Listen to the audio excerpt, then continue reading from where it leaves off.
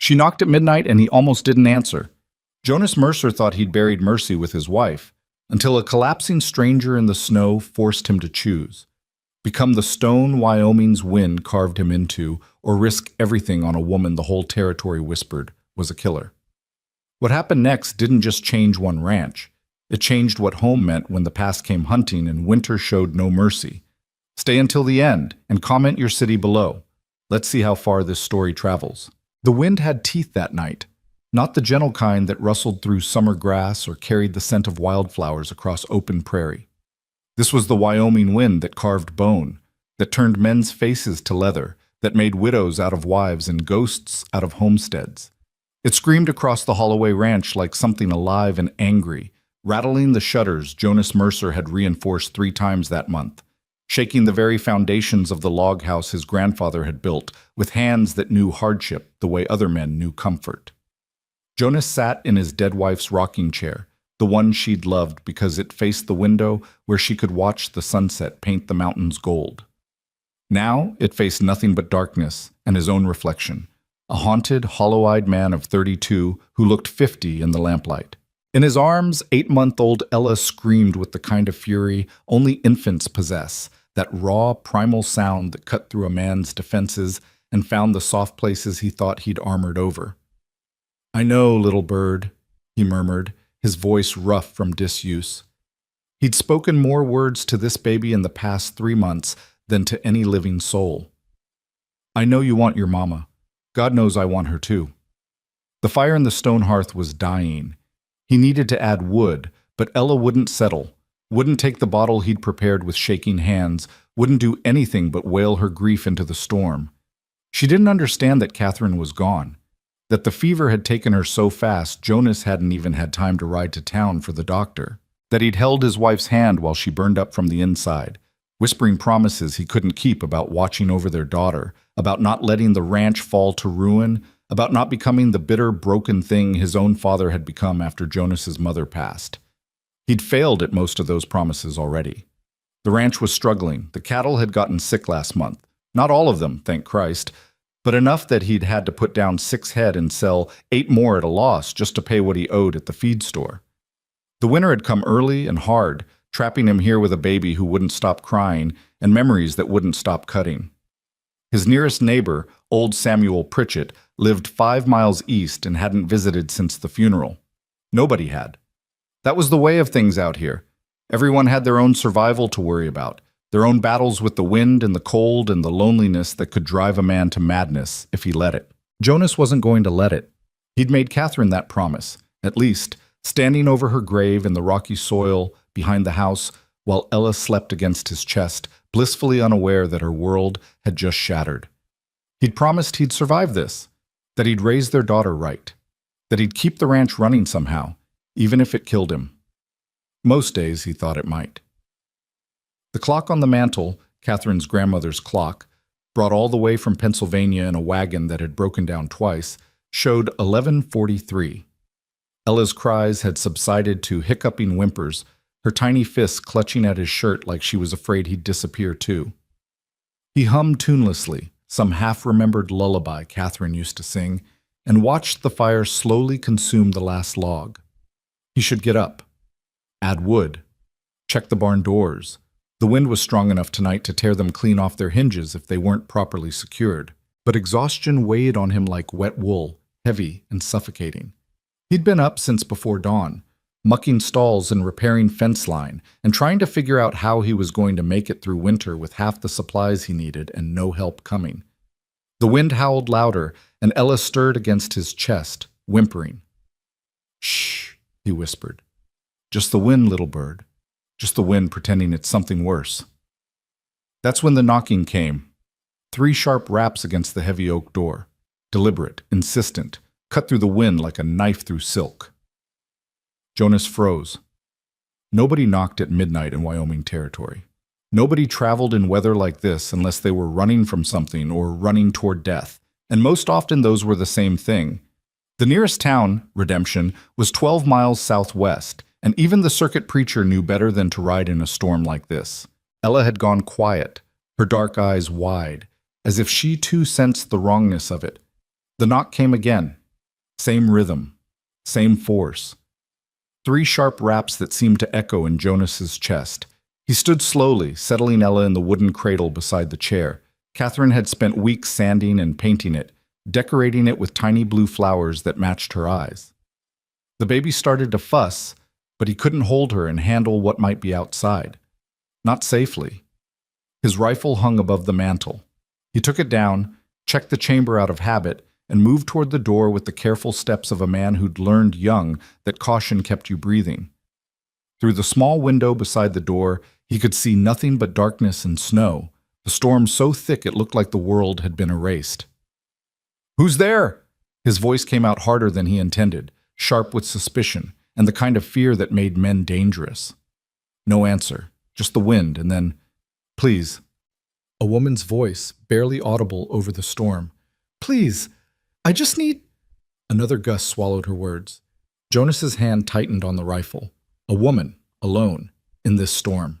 Every instinct screamed trap. He'd heard the stories same as everyone, outlaws using women as bait, drawing good men outside where partners waited in the darkness with guns and bad intentions. Last year, a rancher up near Buffalo had opened his door to a crying woman and ended up shot, his house ransacked, his winter stores stolen. But he'd also heard his wife's voice in his head, clear as the day she'd spoken the words, "Don't become stone, Jonas. Don't let this hard country make you so hard you can't feel another person's need." That had been 2 years ago, when a drifter had shown up asking for work, and Jonas had nearly run him off at gunpoint. Catherine had insisted they at least give the man a meal. Turned out he'd been a former soldier, good with horses, and he'd stayed on 3 months before moving west. Honest man, hard worker. Would have been a mistake to turn him away. But Catherine was gone now, and Jonas had Ella to think about. His daughter, his responsibility. His whole damn world compressed into 8 pounds of helpless humanity that depended on him for everything. "I can work," the voice came again, stronger now, fighting the wind. "I don't want charity. I can earn my keep, please. I'll freeze out here," Jonas cursed under his breath. He cracked the door open, rifle raised, peering out into the storm. She stood about 10 feet back from the porch, as if she knew better than to crowd a man's threshold uninvited. The snow had already covered her shoulders, turning her into something almost ghostly in the lamplight that spilled from the doorway. She was younger than he'd expected, mid-20s maybe, with dark hair plastered to her face and eyes that held something worse than cold. Desperation. The kind that made people do stupid, dangerous things. She wore no coat, just a thin dress that might have been blue or gray once, but now looked like nothing but shadow and ice. Her hands were wrapped in what looked like torn strips of cloth, and even from here, he could see she was shaking so hard her teeth clattered. "Where's your horse?" Jonas called out, still not lowering the rifle. "Dead. 3 miles back. Broke his leg in a ravine." "Your wagon?" "Never had one." "Where are you coming from?" She hesitated, and that hesitation told him more than words could. Whatever she was running from, it wasn't weather. "South," she finally said. "Town called Bitter Creek." Jonas knew Bitter Creek. Rough place, mining town that had played out 5 years ago and now served as little more than a haven for men who didn't want to be found, and women who'd lost everything worth holding on to. If she was from there, she was running from something bad. "Turn out your pockets," he ordered. She did, pulling out the empty fabric to show she carried nothing, no weapons. No money. Nothing but the clothes on her back and whatever desperation had driven her into a storm that could kill. Behind him, Ella started crying again, that piercing wail that made Jonas's chest ache. The woman's eyes flickered toward the sound, something softening in her face. "You have a baby." "That's my business. I've cared for children before. I could help. I'm good with infants. I could—" "Lady, I don't know you from Eve, and you show up at midnight in a storm with no horse, no supplies, and a story that's got more holes than my barn roof. Give me one good reason I shouldn't close this door right now and let the storm take you where it will." The words came out cruel, crueler than he meant them, but this was survival. This was the calculus of the frontier. Trust the wrong person and end up dead. Simple as that. She looked at him for a long moment, and he saw something break behind her eyes. Not tears. Something deeper. The last fragment of pride, maybe, or hope, or whatever it was that kept people fighting when everything else was gone. "You shouldn't," she said quietly. "You should close that door. You should protect your child and your home and not let someone like me anywhere near either one. You're right to be suspicious. You're right about everything." She turned away then, stumbling down off the porch and back into the storm. Jonas stood there, door half open, rifle in hand, watching her walk away. Every rational part of his brain said to let her go, said she was trouble, that whatever she was running from would follow her here, that opening his home to a stranger was asking for disaster. But Ella was still crying, and the wind was still howling, and Catherine's voice was still echoing in his head. "Don't become stone." The woman made it maybe 20 feet before she collapsed. Not dramatically, there was nothing theatrical about it. Her legs just gave out, folding beneath her like they'd finally accepted what her mind refused to acknowledge. She fell forward into the snow and didn't get back up. "Christ almighty," Jonas muttered. He should leave her, should go back inside, tend to his daughter, let nature take its course. That's what his father would have done. What most men out here would do. The frontier didn't have room for mercy, not the impractical kind that got you killed. But he found himself setting the rifle against the doorframe and stepping out into the storm anyway. The cold hit him like a physical blow, stealing his breath, finding every gap in his clothing with malicious precision. The snow was already ankle-deep on the porch, knee-deep in the yard, and it took him longer than it should have to reach her.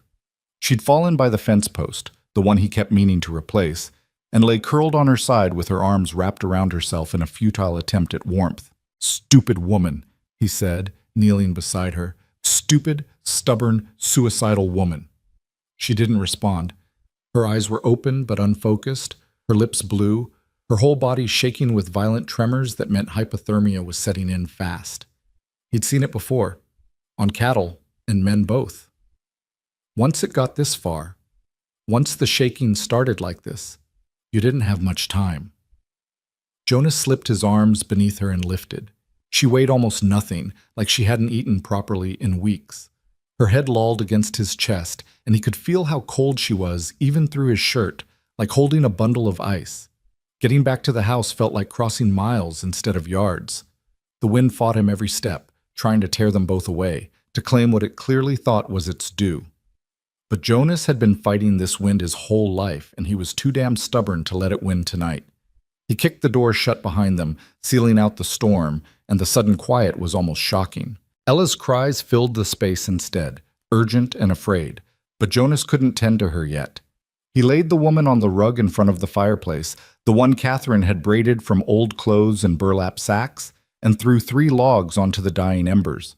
The flames caught quickly, throwing heat and light across the room. In the glow, he got his first real look at her. She was younger than he'd thought, early 20s at most. Her face was all sharp angles, cheekbones too prominent, jaw too defined, like she'd missed too many meals. But there was something striking about her features, something that would have been beautiful if she hadn't looked so close to death. Dark hair, nearly black, cut roughly at her shoulders, pale skin gone corpse white with cold. And her hands, he noticed her hands particularly, were torn up, fingertips raw and bleeding like she'd been climbing rocks or clawing at something. He grabbed Catherine's old shawl from the back of the rocking chair, the cream-colored one she'd worn every evening while nursing Ella, and wrapped it around the woman's shoulders. Then he pulled the quilt from his own bed and layered that on top. "Stay by the fire," he told her, though she gave no sign of hearing him. "I'll be right back." Ella's cries had reached a fever pitch. He scooped her up from the cradle, and she immediately quieted to hiccuping sobs, her small body trembling with leftover distress. He heated the bottle he'd prepared earlier, goat's milk from the nanny he kept for exactly this purpose, and settled back into the rocking chair while Ella ate with the desperate hunger of someone who'd been denied comfort too long. All the while, he watched the woman by the fire. She didn't move for long minutes. Then, slowly, her shaking began to ease. Her eyes closed. Her breathing deepened.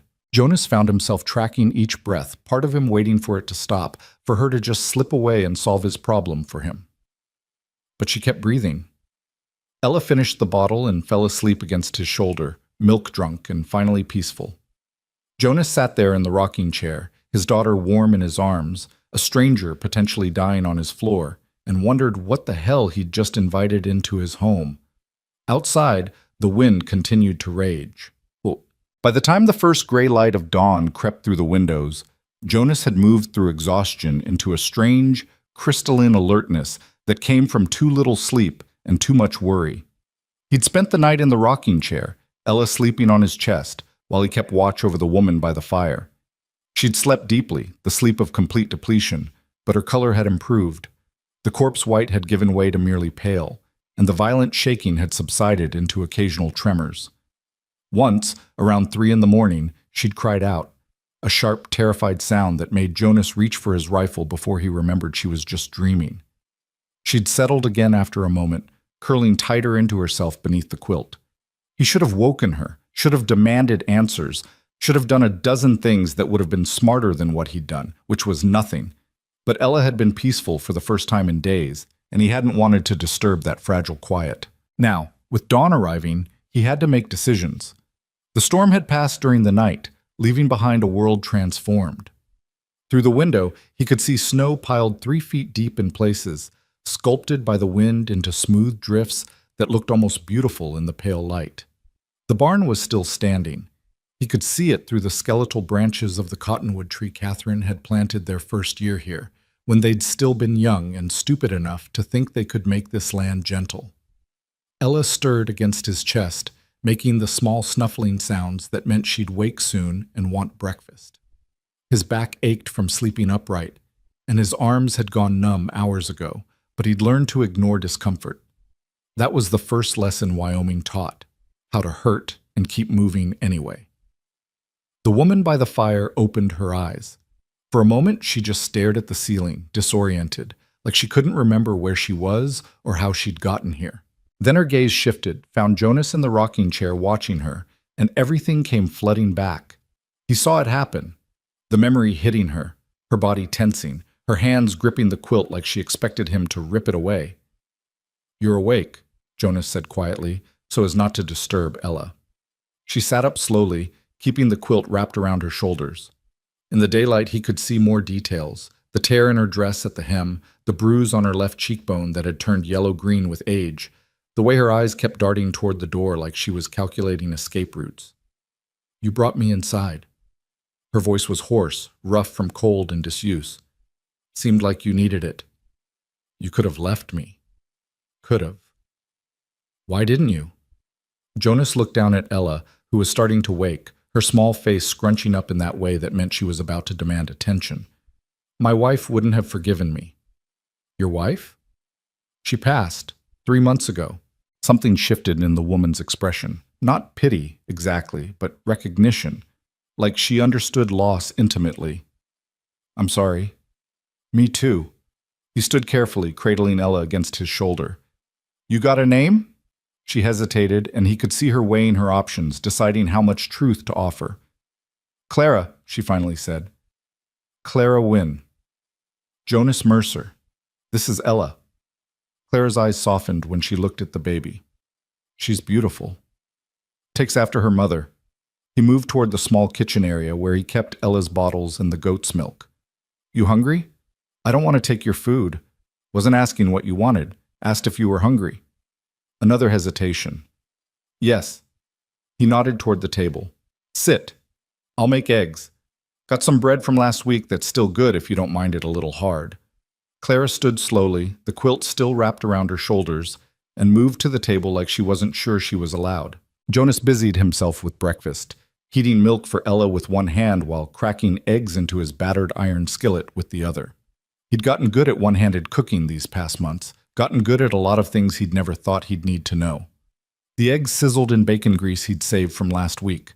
The bread was hard, just like he'd warned, but he sliced it thick and set it on plates alongside the eggs.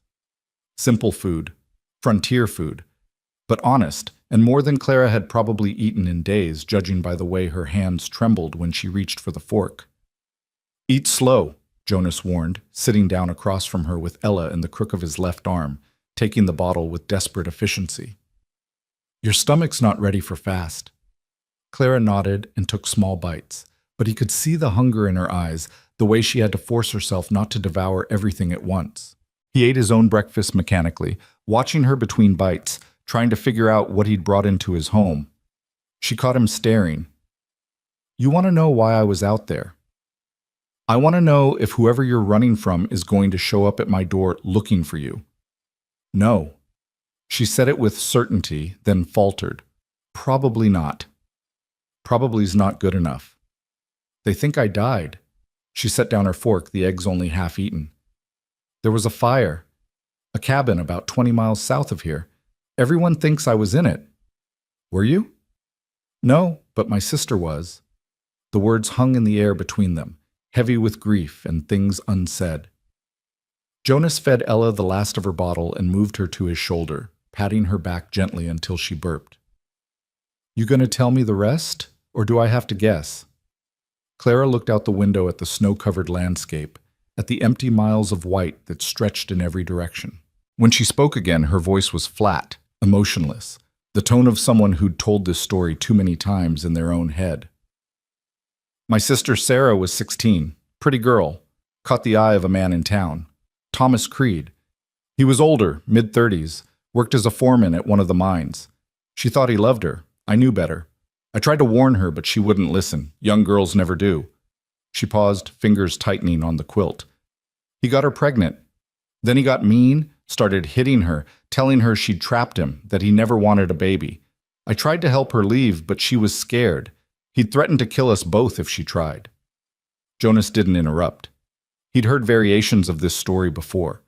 Different names, different towns, but the same ugly core of violence and fear. One night, he beat her so bad she lost the baby. She was bleeding, and I couldn't stop it, and he wouldn't let me fetch the doctor. He said if anyone found out, he'd make sure we both disappeared. Sarah died in my arms while he stood there drinking whiskey like nothing was happening. Her voice cracked on the last word, the first real emotion breaking through. I pushed him, she continued. When she finally stopped breathing, when I knew she was gone, I pushed him. He'd been standing at the top of the stairs, drunk, and I pushed him. He fell, hit his head. I thought he was dead, but he started moving, cursing, saying he was going to kill me. So I ran, grabbed what I could, and ran. The next day I heard the cabin burn down. Someone said there were 2 bodies inside, Sarah's and mine. Thomas must have set the fire to cover up what happened. But he died in it himself. She looked at Jonas then, her eyes dry but haunted. So that's my story. I'm dead, according to everyone in Bitter Creek, and I need to stay that way. Jonas processed this, rocking Ella gently as she started to drift back to sleep. You kill anyone else? Or just him? I didn't kill him. The fire did.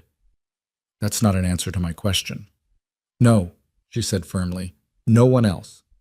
I'm not a killer, Mr. Mercer. I'm just someone who made a mistake that happened to work out in her favor. Some favor being dead. Better dead than what would have happened if I'd stayed. He couldn't argue with that. Out here, justice was rough and often wrong, especially for women. If folks thought she'd killed Thomas Creed, even in self-defense, she'd have faced a rope or worse. Running had probably saved her life, but it complicated his. Here's how this works, Jonas said, standing to settle Ella back in her cradle. She'd fallen asleep again, milk-drunk and content, looking so much like Catherine in these moments that it made his chest ache. You can stay until the road's clear. Week, maybe 2. You help around the place, cleaning, cooking, tending Ella when I'm working the ranch. I can't pay you, but you'll have food and shelter. When the weather breaks, you move on. Understood? Clara stood too, the quilt falling from her shoulders. In the daylight, she looked even more fragile than she had last night, like a strong wind could carry her away. But there was steel in her spine, pride in the set of her jaw. I can work, she said. I'm stronger than I look. You'd have to be. He grabbed his coat from the hook by the door. I need to check the barn, make sure the animals made it through the storm. There's a room off the kitchen, used to be storage. You can sleep there. Stove keeps it warm enough. Clothes in the trunk by the window are my wife's. Take what you need. He said it matter-of-factly, but it cost him more than he wanted to admit. Catherine's clothes, Catherine's room, Catherine's shawl still wrapped around this stranger's shoulders. Clara must have seen something in his face because she said quietly, "Thank you. Don't thank me yet. You haven't seen how much work needs doing around here." He stepped out into the cold morning, closing the door behind him before she could respond. The barn had survived the storm better than he'd hoped. Two of the shutters had torn loose, hanging by single hinges, and snow had drifted through the gaps in the upper loft, but the animals were alive and relatively calm. His 4 remaining milk cows, Bessie, Molly, Star, and the young heifer he hadn't named yet, stood in their stalls chewing hay with the patience of creatures who'd seen worse winters. The 2 draft horses, Thunder and Rain, Catherine had named them during a storm, finding it funny, nickered when he entered, hoping for grain. The chickens in their coop at the back were fine, huddled together for warmth, the rooster giving him the suspicious eye it gave everything that moved. Jonas went through the morning routine on autopilot, mucking stalls, spreading fresh hay, checking water troughs that had frozen overnight and needed to be broken up with the blunt end of an axe. His hands moved through familiar patterns while his mind churned through the problem of Clara Wynne. He told the truth about needing help.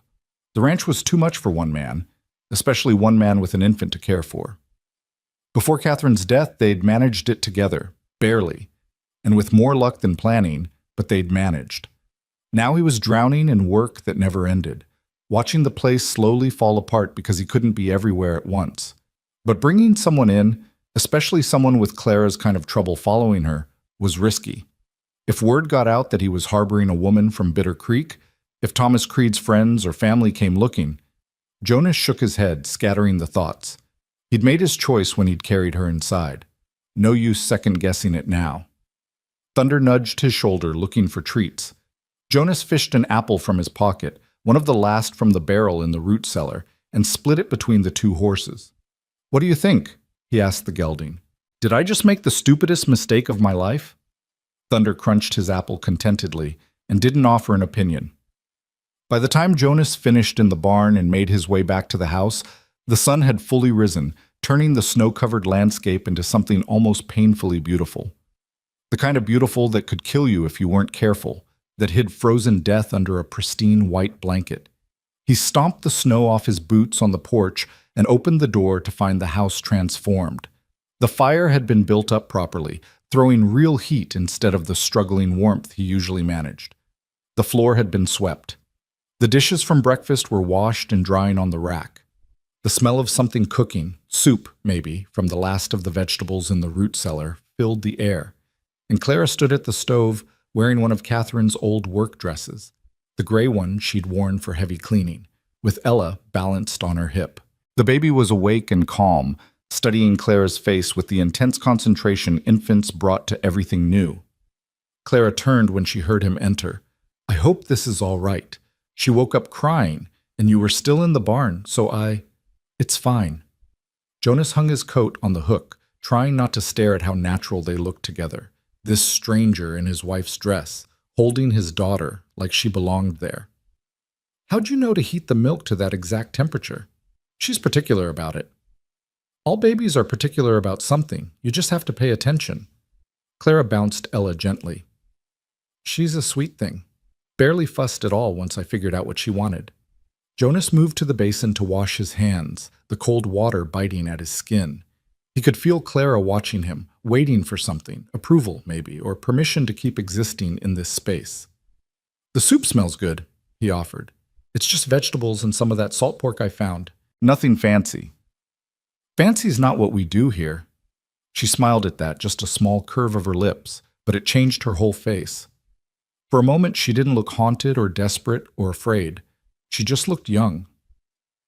The next few hours fell into an unexpected rhythm. Jonas worked on repairing the barn shutters, fighting with frozen hinges and wood that had swollen with moisture. Clara kept the house running, tending Ella, feeding the chickens, even venturing out to the root cellar for more vegetables despite the cold. She moved through the work with the efficiency of someone who'd learned hard labor young, who understood that survival meant doing what needed doing without complaint. By afternoon, when Jonas came in for the midday meal, he found her sitting by the fire with Ella asleep in her arms, humming something low and wordless. She stopped when she saw him, looking almost guilty. "She wouldn't settle in the cradle," Clara explained. "So I thought—" "It's fine," Jonas interrupted. "She likes being held. I just can't always do it." They ate in companionable silence, the soup, which was better than he'd expected, and more of the hard bread. Outside, the sun was already starting its descent, the winter days cruelly short. Jonas found himself calculating how much firewood they'd need to make it through another night, how many supplies he had left, how long before he'd have to risk the trip to town. "You're thinking about money," Clara said suddenly. He looked up, surprised. "What makes you say that?" "You get a certain look. Men always do when they're thinking about money, or lack of it." "You always so observant?" "You learn to read people when your survival depends on it." "Fair point." Jonas set down his spoon. "I need to make a run to town soon. Redemption's about 12 miles southwest. There's a general store, a feed supply, and a doctor if Ella needs anything. But with the snow this deep, it might be another week before the roads are passable. Can you afford to wait that long?" "Can I afford not to?" He rubbed his face, exhaustion seeping back in now that he'd stopped moving. "I owe money at the feed store. I owe money for Catherine's medicine that didn't work. I owe money on next season's seed. And I'm down to maybe 3 weeks of supplies if we're careful." Clara shifted Ella in her arms, the baby stirring but not waking. "I could help with that." "You got money I don't know about?" "No, but I can work, really work. I grew up on a farm outside Bitter Creek. I know animals, crops, repairs. I'm not asking for wages, just—" She paused, choosing her words carefully. "Just let me earn my keep properly. Not just housework, real ranch work." Jonas studied her, this thin woman who looked like she'd blow away in a strong wind, claiming she could handle the brutal labor of a working ranch. "It's harder than you think, dangerous too. I can't be watching out for you while I'm trying to keep this place running. I'm not asking you to watch out for me. I'm asking you to let me work." There was a challenge in her voice, a determination that reminded him uncomfortably of Catherine. His wife had been the same way, refused to be coddled, insisted on pulling her weight even when pregnant, even when the work was too hard, even when it hurt. It had been one of the things he'd loved about her, and one of the things that had scared him most. "All right," he said finally. "But we start small. Chicken coop needs cleaning. Fences need checking. Think you can handle that?" "Yes." "And if you can't, if it's too much, you tell me. I don't need another person dying on me. Understood?" Something flickered in her eyes. Pain, maybe, or understanding. "Understood." That night, after the evening chores were done and Ella had been fed and changed and rocked to sleep, Jonas found a pair of his old boots by the door. They'd been patched and cleaned, the worst of the damage repaired with leather strips that Clara must have found somewhere in his disaster of a storage area. He picked them up, turning them over in his hands. The repairs were neat, professional almost, better than he could have done. "My father was a cobbler," Clara said from her doorway, the small room off the kitchen that she'd claimed as her own. "Before he died, he taught me how to work leather." Jonas set the boots down carefully. "These are good." "They needed doing. You can't work in broken boots." They stood there in the firelight, the house quiet except for Ella's soft breathing from the cradle and the ever-present whisper of wind outside. Two strangers bound by circumstance and necessity, trying to figure out how to exist in the same space without damage. "My wife used to say that a house runs on small kindnesses," Jonas said quietly. "The little things people do for each other without being asked." "Your wife sounds like she was a good woman." "The best." He picked up the boots again, weighing them in his hands. "These are a small kindness, Clara Wynne." "So was opening your door at midnight." He couldn't argue with that. That night, for the first time since Catherine's death, Jonas slept in his own bed instead of the rocking chair. He lay in the darkness, listening to the familiar sounds of the house settling, the fire crackling down to embers, and the new sound, someone else breathing in the room off the kitchen, another life under his roof that he was now responsible for. He should have been anxious, should have been second-guessing every decision that had led him here, but instead he felt something he hadn't felt in months. Not quite hope, not yet, but maybe the absence of hopelessness, which was close enough. Outside, the wind had finally stopped howling. The storm had passed, and somewhere in the darkness, the Holloway Ranch continued its stubborn existence. Two broken people and one innocent baby determined to make it through another winter night. Tomorrow would bring new challenges. Tomorrow would test Clara's claims about being able to work. Tomorrow would decide whether this fragile arrangement could actually survive. But tonight, the house was warm. Ella was peaceful, and Jonas Mercer found himself thinking that maybe, just maybe, he'd made the right choice after all, even if neither of them could see where that choice would lead them. The first test came 3 days later, just after dawn broke cold and clear over the Holloway Ranch. Jonas had been up since before first light, feeding the animals and checking the water troughs that seemed determined to freeze solid no matter how many times he broke the ice. He came back to the house expecting to find Clara inside with Ella, maybe starting breakfast, continuing the pattern they'd fallen into over the past few days. Instead, he found her in the chicken coop, mucking out soiled straw with the kind of methodical determination that spoke of muscle memory. She'd wrapped herself in an old coat of his, 3 sizes too big, sleeves rolled up to keep them out of the muck, and her dark hair was tied back with a strip of cloth. The chickens clucked around her feet, unconcerned by the intrusion, and she worked without pause even when she must have heard him approach. "Thought I told you I'd handle the coop today," Jonas said from the doorway. Clara didn't look up, just kept scooping soiled straw into the wheelbarrow she'd somehow dragged across the snow-packed yard. "You've got your hands full with the cattle. This needed doing." "Ella is asleep in her cradle by the fire. I checked on her 5 minutes ago. She's fine." Jonas watched her work for a moment, noting the efficiency of her movements, the way she didn't waste motion or energy. She'd been telling the truth about knowing farm work. This wasn't the fumbling of someone learning as they went. This was practiced skill. "You didn't have to do this," he said finally. "Yes, I did." She straightened then, meeting his eyes directly. "You gave me shelter. You fed me. You trusted me with your daughter. I'm not the kind of person who takes without giving back, Mr. Mercer." "Jonas," he corrected, "if you're going to be mucking out my chicken coop at dawn, you might as well use my Christian name." Something softened in her expression. "Jonas, then, and I meant what I said before, I can work." "I'm starting to believe you." Over the following days, they settled into a rhythm that felt less like accommodation and more like partnership. Clara took over the house entirely, cooking, cleaning, tending Ella with a natural ease that made Jonas's chest ache with memories of Catherine. But she also ventured outside whenever Ella slept, tackling the endless list of repairs and maintenance that Jonas had been putting off for months. She fixed the broken hinge on the barn door, using wire and ingenuity when proper materials weren't available. She organized the chaotic mess of his storage area, creating actual systems where before there had been only controlled disaster.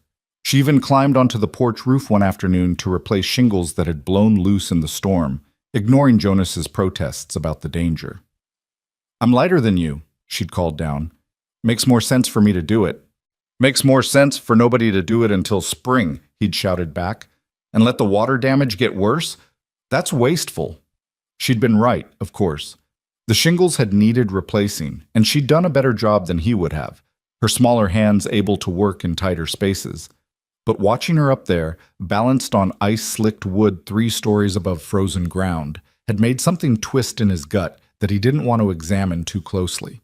By the end of the first week, Jonas had to admit that Clara Wynne was the best thing that had happened to the Holloway Ranch since Catherine had convinced him to buy the milk cows instead of more beef cattle. But it was the small things that surprised him most.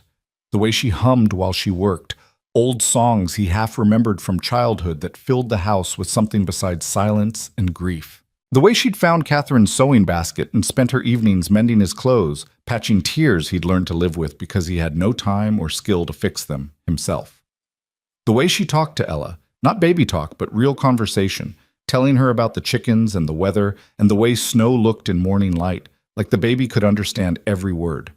And maybe Ella could, in her way, because she smiled more now, cried less, slept better. Jonas tried not to think about what that meant, about how easily his daughter had accepted this stranger into their lives, about how natural it felt to come in from the cold and find Clara waiting by the fire with Ella on her hip and dinner warming on the stove. He tried not to think about it and failed constantly. The second week brought visitors. Jonas was in the barn replacing rotted boards in the hayloft when he heard horses approaching. 2 of them, from the sound, moving at a steady walk through the snow. He climbed down the ladder quickly, grabbing his rifle out of habit, and stepped outside to see Samuel Pritchett and his eldest son William riding up the path toward the house. Samuel was nearly 70, weathered and bent by decades of frontier living, but still sharp-eyed and stronger than he looked. William was maybe 20, broad-shouldered and quiet, with his father's practical nature and his late mother's gentle disposition. Good people, both of them, and the closest thing Jonas had to friends out here. "Jonas!" Samuel called, raising a hand in greeting. "Saw your smoke yesterday. Thought we'd better check you made it through that storm all right." "Made it fine," Jonas replied, very aware of Clara inside the house, very aware of how this would look to his neighbors. "Lost some shingles, but nothing major." "Good, good." Samuel dismounted with the stiffness of old joints, and William followed suit. "Thought you might need—" The door opened and Clara stepped onto the porch with Ella in her arms. She'd been expecting Jonas back for the midday meal, probably wondering what was taking him so long. She froze when she saw the visitors, her whole body going tense with the instinct of someone who'd learned to fear strangers. The silence stretched uncomfortably long. "Well," Samuel said finally, his bushy eyebrows climbing toward his hairline. "Seems like you've had company." Jonas moved toward the porch, positioning himself between Clara and the visitors without quite making it obvious. "Samuel Pritchett, William Pritchett. This is Clara Wynne. She's helping around the place for a spell." "Helping?" Samuel repeated the word like he was testing its weight. His eyes moved from Clara to Jonas and back again, and Jonas could practically see the old man's mind working through implications and possibilities. "That's right," Jonas said firmly. "Storm caught her on the road. She needed shelter. I needed help with the ranch. Seemed like good sense all around." William had the grace to look embarrassed by his father's scrutiny, but Samuel kept staring at Clara with the frank appraisal of someone who'd spent too long on the frontier to waste time on polite pretense. "Ma'am," Samuel said finally, tipping his hat. "Must have been some storm to drive you this far north. Where you headed originally?" "North," Clara answered, her voice steady despite the way her hands tightened on Ella. "Just north." "From?" "Samuel," Jonas interrupted, his tone carrying a warning. "She's a guest on my property. That makes her business my business, not yours." The old man's eyes shifted back to Jonas, and something passed between them. An understanding, maybe, or a challenge. Samuel had known Jonas since he was a boy, had helped his father build this ranch, had stood beside Jonas at Catherine's funeral and offered words that meant more than any preacher's platitudes. "All right," Samuel said slowly. "Your property, your business. But Jonas, you know how folks talk. Woman shows up out of nowhere, staying in a house with a widower and his baby daughter. I don't give a damn how folks talk." "Maybe you should." Samuel's voice had gone harder now, protective in the way of someone who'd watched Jonas grow up. "Catherine's barely cold in the ground, and you've got another woman wearing her clothes, sleeping under your roof." "In the storage room," Clara said suddenly. Both men turned to look at her. "I sleep in the storage room off the kitchen. Mr. Mercer sleeps in his own bed. And Mrs. Mercer isn't cold in the ground. She's in her daughter's smile, and in the way her husband keeps this ranch running because that's what she would have wanted. Don't you dare suggest otherwise." Her voice shook with anger, and Ella startled against her, beginning to fuss. Clara bounced her gently, murmuring soothing sounds, while continuing to stare down Samuel Pritchett with the kind of fierce pride that reminded Jonas uncomfortably of cornered animals. William let out a low whistle. "She's got spirit. I'll give her that." "Spirit's not the question," Samuel said, but some of the accusation had left his voice. He looked at Clara differently now, seeing past the stranger to something else. "Question is whether Jonas knows what he's doing." "I know exactly what I'm doing," Jonas said. "I'm surviving. Same as you, same as everyone out here. Clara's making that easier, not harder. That's all you need to know." Samuel was quiet for a long moment, studying them both. Jonas with his defensive posture, Clara with her chin raised in defiance, Ella now calm again between them. Finally, the old man nodded. "Fair enough. Your ranch, your choice." He turned to William. "Get the supplies from the saddlebags." "Supplies?" Jonas asked.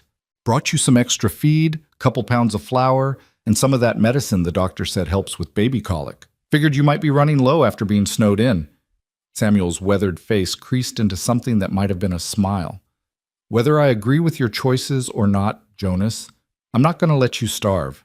Your daddy would haunt me." Jonas felt something loosen in his chest. Thank you, Samuel. I'll pay you back. You'll do no such thing. Consider it a gift for Ella. Samuel moved toward his horse, then paused. But Jonas, be careful. Whatever this is, whatever you've got going here, it's going to draw attention, and not all of it will be friendly as mine. They left shortly after, William shooting apologetic glances back at the house while Samuel rode straight-backed and silent. Jonas stood in the yard watching them go, very aware of Clara still on the porch behind him, very aware that something had just shifted. "I'm sorry," Clara said quietly. "I shouldn't have spoken to your friend that way. He's not my friend. He's my neighbor. There's a difference. Still, he was just looking out for you." Jonas turned to face her. The afternoon sun caught her hair, making it shine nearly black, and Ella had fallen asleep against her shoulder with the trusting weight of complete security.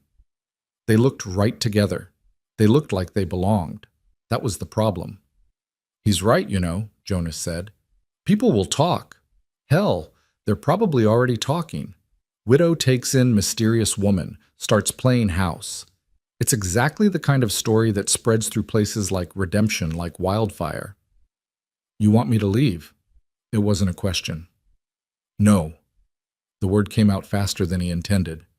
"No, I need you to understand what you're walking into, what we're both walking into. This isn't just about shelter and work anymore. This is about reputation and judgment and all the ugly ways people make assumptions." Clara adjusted Ella's weight, her expression unreadable. "I've dealt with ugly assumptions before, Jonas. I can handle it." "Maybe you can. But can Ella? She's the one who'll grow up hearing whispers about her father and the woman who what?" Clara's voice had an edge now. "Who saved this ranch from falling apart? Who kept your daughter fed and warm while you worked yourself half to death? Who—" She stopped, taking a breath. "I'm sorry, that's not fair." "It's true, though. Truth doesn't always matter. You know that as well as I do." They stood there in the cold, the space between them filled with complications neither of them wanted to name. Finally, Jonas sighed. "Come on, let's get those supplies inside before they freeze. And Clara, thank you for what you said about Catherine. She would have liked that." Something in Clara's expression softened. She must have been extraordinary to inspire that kind of loyalty. She was. Jonas moved toward the saddlebags William had left by the porch steps. She really was. That evening, after Ella had been fed and settled for the night, Jonas sat by the fire working on the ranch's accounts. A depressing exercise that consisted mainly of watching numbers refuse to add up the way he needed them to. The supplies from Samuel would help, but they didn't solve the fundamental problem. He was broke, getting broker, and winter still had months left to run. Clara emerged from her room with a bundle of something in her arms. "I found these in the trunk, some of Catherine's dresses that were too worn for regular use. I thought maybe I could remake them into clothes for Ella. She's growing so fast and—" "You don't have to ask permission," Jonas interrupted. "Use whatever you need. They were your wife's things. And now they're just things. Catherine would rather see them used than sitting in a trunk gathering dust." He set down his pencil, rubbing his eyes. "Everything in this house is here to be useful, Clara, including you, apparently." She smiled at that, settling into the other chair by the fire with the fabric spread across her lap. For a while they worked in comfortable silence. Jonas with his impossible numbers, Clara with her needle and thread, the fire crackling between them. "Can I ask you something?" Clara said eventually. "Depends on the question." "Why did you really let me stay?" The truth, not the polite answer. Jonas considered lying, considered deflecting, considered any response that wasn't the raw honesty that wanted to spill out. But there was something about the firelight, about the late hour, about the way Clara kept her eyes on her sewing instead of him, that made truth easier. "Because I'm drowning," he said quietly. "Because every day feels like I'm barely keeping my head above water, and some days I'm not sure why I'm even bothering. Because when you showed up, desperate and freezing and offering to work, it felt like maybe, just maybe, I wasn't going to have to do this alone anymore." Claire's hand stilled on the fabric. "That's a lot of weight to put on a stranger." "I know, that's why I didn't want to say it." "Jonas," She looked at him then, her dark eyes reflecting firelight. I'm not here to save you. I can't save anyone. I couldn't even save my own sister. I'm not asking you to save me. I'm just asking you to stay, help, be present. That's all. For how long? It was the question he'd been avoiding since that first night. The arrangement had been temporary, a week or two until the roads cleared. But the roads had cleared 3 days ago, and neither of them had mentioned her leaving. Neither of them had wanted to. I don't know, Jonas admitted. Long as you want, I suppose. Long as it makes sense. And if people talk, let them talk. We know the truth. That's what matters. Claire went back to her sewing, but Jonas could see the small smile playing at the corners of her mouth. Your wife really did teach you well. Teach me what? How to be kind in a hard place. The words settled between them like snow, soft and accumulating, and Jonas found himself thinking about Catherine, about the woman who'd made this house a home, who'd insisted that kindness wasn't weakness, but the hardest kind of strength. She'd believed that even here, especially here, in this unforgiving territory where the land tried to break you daily, you had to hold on to your humanity with both hands. She tried, Jonas said. I don't always succeed. Nobody always succeeds, but you're trying. That counts. They fell back into silence, but it felt different now, warmer, somehow, like something unspoken had been acknowledged and accepted. Outside, the wind had picked up again, not the howling fury of that first storm, but the constant presence Jonas had lived with his whole life. Inside, the fire burned steady, and two people who'd been strangers a week ago sat together in the peace of shared understanding. The third week brought the trip to redemption that Jonas could no longer postpone. The feed supply was critical, and he needed to check on credit extensions at the general store, and there were other necessities that couldn't wait. He'd put it off as long as possible, dreading the questions and stares that Clara's presence would inevitably provoke. I'm going with you, Clara announced at breakfast, in a tone that suggested she wouldn't accept argument. Jonas had been expecting this. That's not a good idea. Why not? Because every gossip in redemption will see you and immediately start inventing stories about who you are and what you're doing here. They're going to do that anyway. At least this way I can face it head on instead of hiding like I have something to be ashamed of. Clara, I'm not a secret, Jonas. Her voice was firm but not angry. I'm not something you need to hide away. And besides, someone needs to watch Ella while you're conducting business, unless you think carrying a baby through the feed store is professional. She had a point. Jonas had been dreading trying to negotiate with merchants while juggling an infant who seemed to save her worst tantrums for the most inconvenient moments. Fine, he conceded, but we're keeping this simple. In and out, no unnecessary conversation. As you wish. The ride to redemption took 3 hours through snow-packed roads, Jonas driving the wagon, while Clara sat beside him with Ella bundled in blankets. The baby loved the motion, gurgling happily at the passing landscape, and Clara kept up a steady stream of narration about the scenery that made Jonas smile despite his anxiety. Look, Ella, see that tree? That's a cottonwood. Your mother planted one just like it at the ranch. And those tracks in the snow?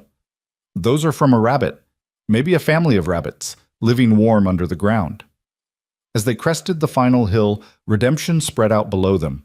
A small collection of wooden buildings clustered around a main street, smoke rising from chimneys, a church steeple pointing toward gray winter sky. Population maybe 200 if you counted the outlying farms. Not much, but more civilization than Jonas typically wanted. They pulled up outside the general store first. Jonas helped Clara down from the wagon, very aware of the faces already turning toward them from doorways and windows. Word would spread fast. Inside, the store was warm and cluttered, every available surface covered with goods that ranged from practical to bizarre. The owner, Harold Chen, looked up from behind the counter with the expression of a man who'd just been handed unexpected entertainment. Jonas Mercer, Harold said, his English carrying the slight accent of someone who'd learned it as a second language. Haven't seen you since the funeral, and you've brought company. This is Clara. She's helping at the ranch. Clara, this is Harold Chen. He runs the best general store in 3 counties. The only general store in 3 counties, Harold corrected, but he smiled as he said it. He was maybe 50, sharp-eyed and shrewd, and he'd built his business on the principle that everyone's money spent the same regardless of where they came from. Jonas liked him. "Welcome, Miss Clara. What can I do for you folks today?" They went through the list: flour, sugar, coffee, lamp oil, all the necessities that kept a household running. Harold tallied everything up with quick, practiced movements, his abacus clicking steadily. "That comes to $18, he announced. "But Jonas, we need to talk about your account."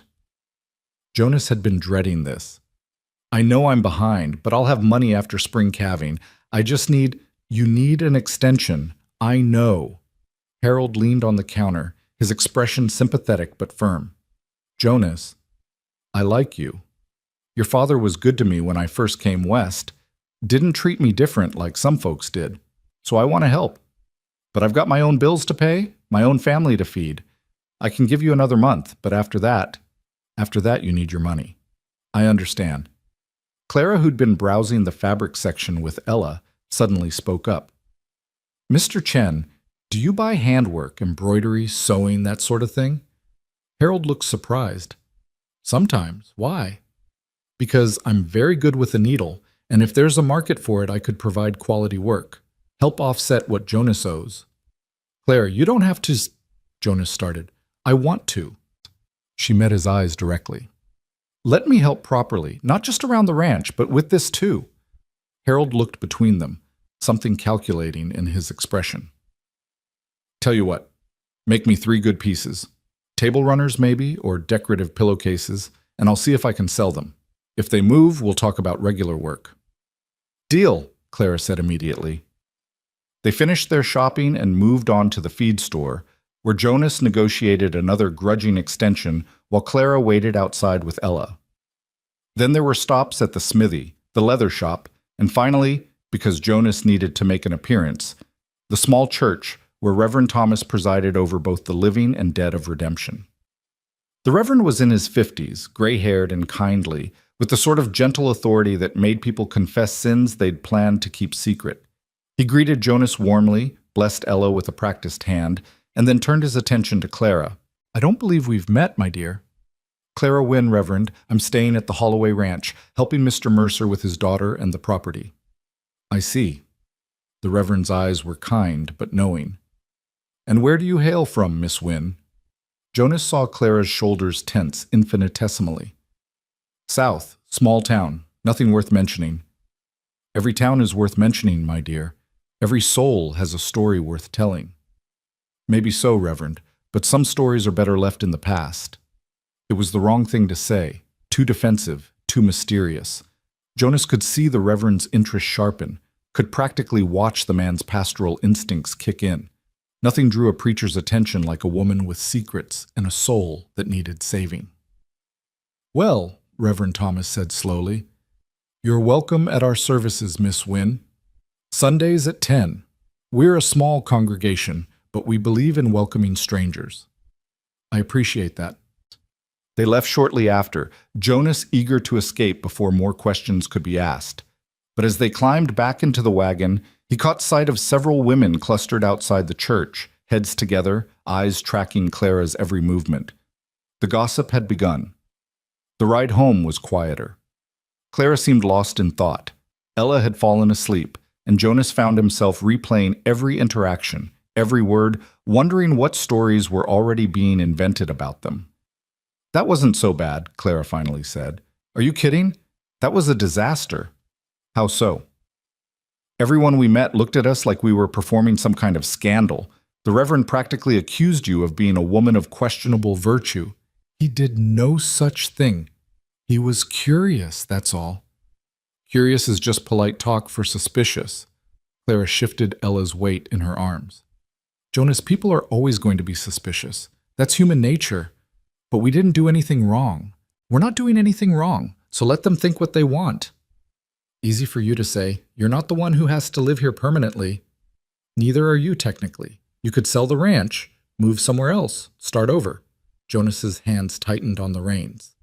"This ranch is my family's legacy. My grandfather built it. My father expanded it. Catherine and I were going to pass it to Ella someday. I'm not walking away from that." "Then you're going to have to accept that people will talk. That's the price of staying." And what's your price, Clara? What do you get out of staying at a failing ranch with a widower and his baby? She was quiet for so long he thought she wouldn't answer. Then, I get to not be dead. I get to not be running. I get to wake up every morning and know that today at least I'm safe. That's worth more than you realize. Her voice carried such weight, such bone-deep exhaustion, that Jonas felt ashamed for asking. She was right. He had no idea what she'd been through, what it meant to live knowing everyone thought you were dead, that going back meant facing consequences worse than running forever. I'm sorry, he said quietly.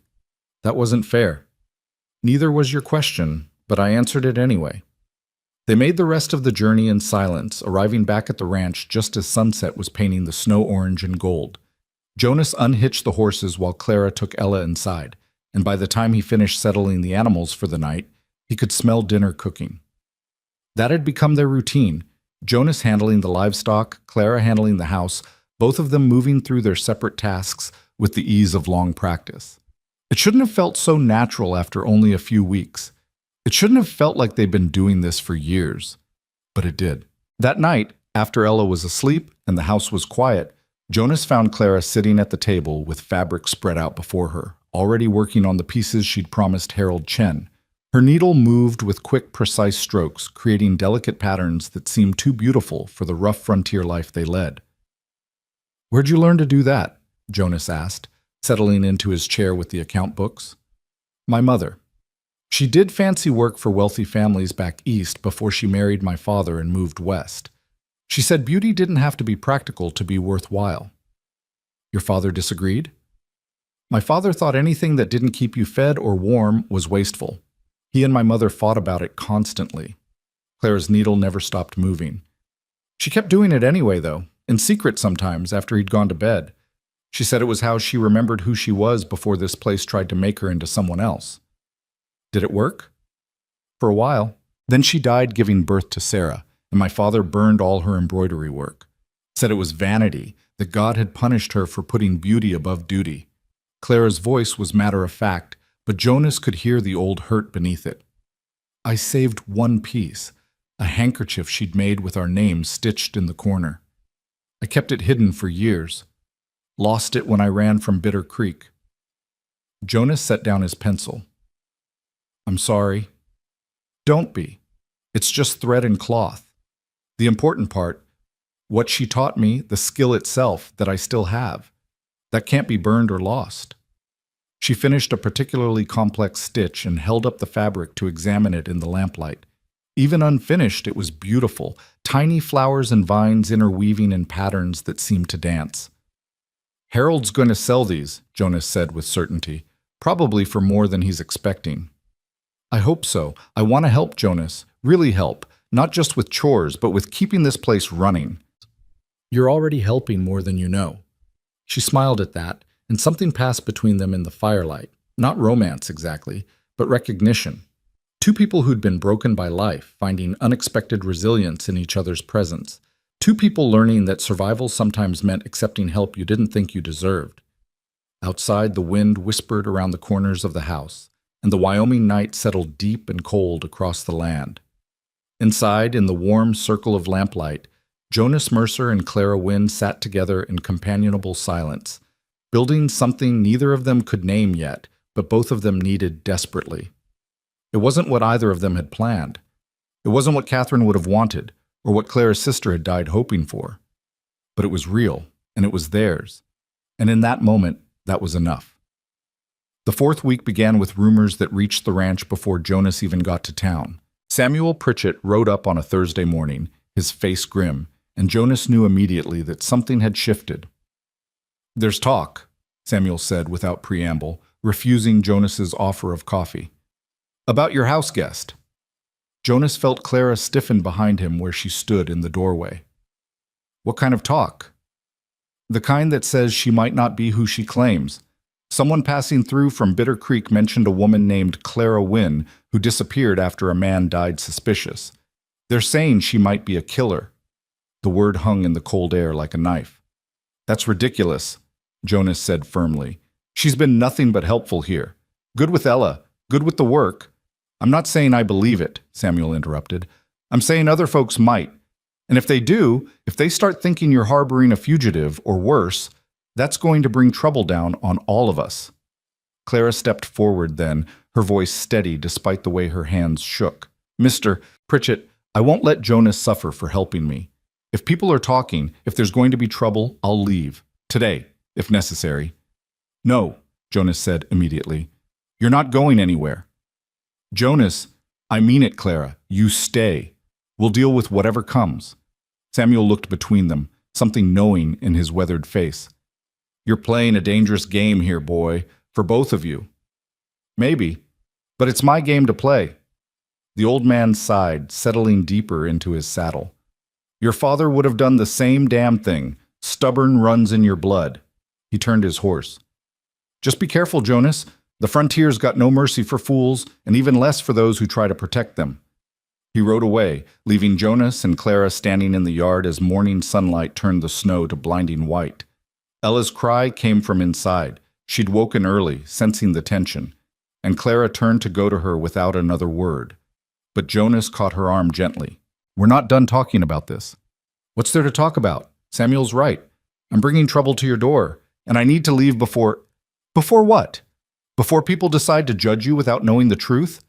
Before they destroy you for surviving something that wasn't your fault? His voice was harder than he intended. I lost Catherine to fever because I couldn't save her. I'll be damned if I lose someone else just because other people can't mind their own business. Clara's eyes filled with tears, but she blinked them back. This isn't the same thing, isn't it? You're both women who deserve better than what life gave them. The only difference is I can still help you.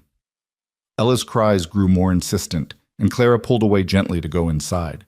Jonas stood alone in the yard, watching sunlight glitter off snow, wondering when exactly Clara Wynne had stopped being a stranger and started being someone he'd fight for. The answer came to him with uncomfortable clarity. Probably that first night, when she'd turned away into the storm, and he'd been unable to let her go. Some choices, Jonas was learning, were made in moments but lived with forever. The question was whether he'd regret this one or spend the rest of his life grateful he'd been brave enough to make it. As the sun climbed higher and the ranch waited for whatever came next, Jonas Mercer realized he already knew the answer. The answer came sooner than Jonas expected, riding in on a cold Saturday afternoon in the form of 3 men he'd never seen before. Jonas was splitting wood behind the barn when he heard the horses, too many of them, moving too deliberately to be friendly visitors. He set down the axe and walked around the building to find 3 riders stopped in his yard, their breath and their horses' breath making clouds in the frozen air. Hard men, all of them, with the look of people who'd learned violence young and never forgotten the lessons. The one in front was maybe 40, with a scar running from his left eye to his jawline and a revolver worn low on his hip like he knew how to use it. The other 2 were younger, rougher, with the kind of hungry eyes that made Jonas's hand drift toward the rifle he'd left leaning against the barn wall. "Help you, gentlemen?" Jonas called, keeping his voice level, his body language neutral. Catherine had taught him that. Never show fear to predators, never give them the satisfaction of knowing they've rattled you. "Looking for someone," the scarred man said. His voice was surprisingly cultured, Eastern educated, which somehow made him more dangerous. "Woman named Clara Wynne. Heard she might be staying here." Jonas felt ice slide down his spine. "Don't know anyone by that name." "No?" The man smiled, and it was the worst smile Jonas had ever seen, all teeth and no warmth. "That's interesting because we heard very specific things. That you took in a woman, dark-haired, early 20s, showed up out of nowhere a few weeks back. That sound like anyone to you?" "Sounds like half the drifters in Wyoming territory." "Maybe so, but this particular drifter, she's wanted for murder back in Bitter Creek. Thomas Creed's murder, to be specific. And Mr. Creed's brother, that would be me, Jacob Creed, he's very interested in finding her." The door to the house opened, and Clara stepped onto the porch with Ella in her arms. Jonas wanted to shout at her to go back inside, to hide, to run, but it was too late. Jacob Creed's eyes locked onto her like a wolf spotting wounded prey. "Well," Jacob said softly, "there she is. Clara Wynne, back from the dead." Clara's face had gone white, but her voice stayed steady. "I didn't kill your brother, Mr. Creed." "No? Then why'd you run?" Why'd you let everyone think you died in that fire? Because I knew no one would believe the truth. And what truth would that be? Jacob dismounted slowly, his hand resting casually on his gun. The other two men followed suit, spreading out to flank him. That my brother, a respected man, a foreman with responsibilities, beat some girl to death and you were just an innocent bystander? She was my sister, and he did beat her to death. He killed her and their unborn baby, and when I tried to stop him, he came after me. I pushed him to defend myself. That's the truth. That's your truth. Here's mine. You killed my brother, burned down his cabin, and ran like the guilty thing you are. And now I'm going to make sure you answer for it. Jonas moved forward, putting himself between Jacob and the porch. This is my property, Creed. You've got no authority here. Don't need authority. Just need justice. Justice? You want to talk about justice? Clara's voice rose, anger finally breaking through her careful control. Your brother murdered my sister. He beat her until she lost the baby she wanted desperately, until she bled out in my arms while he drank whiskey and laughed. Where was justice for her? You've got no proof of that. I've got the truth. That's all the proof I need. Jacob's hand tightened on his gun. The law says different. The law says you're a killer who needs to hang. There is no law in Bitter Creek, Clara shot back. There's just men like your brother and men like you who think power gives you the right to do whatever you want to people who can't fight back. Careful, girl. You're already in enough trouble without adding insults. Jonas's rifle was still leaning against the barn wall 20 feet away. Too far. The revolver in his belt was loaded, but going for it would start a fight he couldn't win. Not 3 against 1, not with Clara and Ella exposed on the porch behind him. He needed to think. Needed to find an angle that didn't end with people dead. Let's say you're right, Jonas said, forcing his voice to stay calm. Let's say Clara killed your brother. You planning to just shoot her here? In front of witnesses? In front of a baby? I'm planning to take her back to Bitter Creek for trial. There's no trial in Bitter Creek. You'll hang her from the first tree you find. Jacob shrugged. Maybe, but that's her problem, not yours, unless you're planning to make it yours. The threat was explicit now, hanging in the air like smoke. Jonas could let them take Clara, could stand aside, protect himself and Ella, choose survival over principle. It would be the smart choice, the safe choice, the choice his father would have made without hesitation. But it wasn't the choice Catherine would have made, and it wasn't the choice Jonas could live with. She's under my protection, he heard himself say. That makes it my problem. Jonas, don't... Clara started, but he cut her off. She works for me. Lives under my roof. That means anyone who wants to hurt her goes through me first. That's frontier law, Creed. You know it, same as I do. Jacob studied him for a long moment, reassessing. The 2 men flanking him shifted nervously, hands drifting toward their weapons. You really want to die for a woman you barely know? A killer who'll probably slit your throat in your sleep? I want to do what's right, and what's right is giving her a fair hearing, not handing her over to a lynch mob dressed up as justice. There's no fair hearing out here. There's just survival and consequences. Then I choose consequences. Jacob's smile returned, colder than before. Brave words. Let's see if you still believe them when we come back with the sheriff. Redemption's sheriff won't touch her without evidence, and you don't have any. Don't I? I've got her own admission that she pushed my brother. I've got witnesses who'll testify she ran.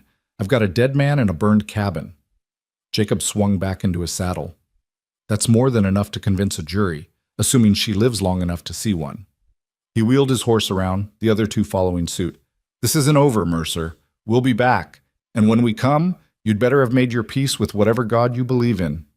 They rode off, kicking up snow and leaving deep tracks in the yard. Jonas stood watching until they disappeared over the ridge, then sagged against the barn wall, his legs suddenly unsteady. Clara was beside him in moments, still clutching Ella. Jonas, you shouldn't have done that. You shouldn't have... What? Protected you? Stood up for what's right? Made yourself a target. Her voice was raw with fear. He's going to come back, Jonas. Him or men like him, and they're going to... Let them come. I meant what I said. You're under my protection.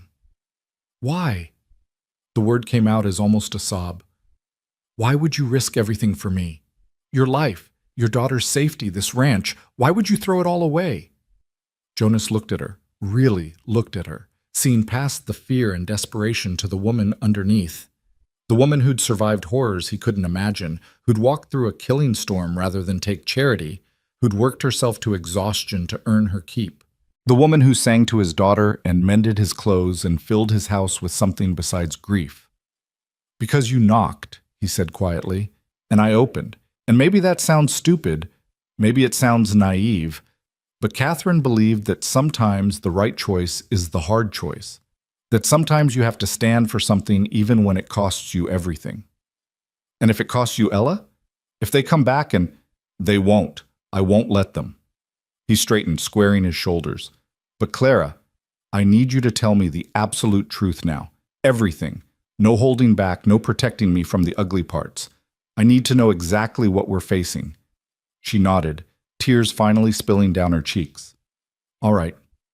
I'll tell you everything. They went inside, and while Ella played in her cradle, Clara told her story. The real story. Not the sanitized version she'd given before. She told him about Thomas Creed's slow transformation from charming suitor to violent abuser, about Sarah's growing terror, her desperate attempts to please him, her belief that if she just tried harder, loved him better, he'd become the man she thought she'd fallen in love with. She told him about the night Sarah lost the baby, the blood, the screaming, the way Thomas had stood over them both with dead eyes and said it was probably for the best anyway, that he'd never wanted the burden of a child. Sarah died begging him to get help, Clara said, her voice breaking. She died believing it was somehow her fault, that she'd failed him, and he just kept drinking, like she was nothing, like she'd never mattered at all. Jonas's hands clenched into fists. He'd seen evil before, the casual cruelty of men who viewed women as property, who believed strength gave them the right to dominate. But hearing Clara describe it, seeing the pain in her eyes, made him want to ride after Jacob Creed and finish what his brother had started.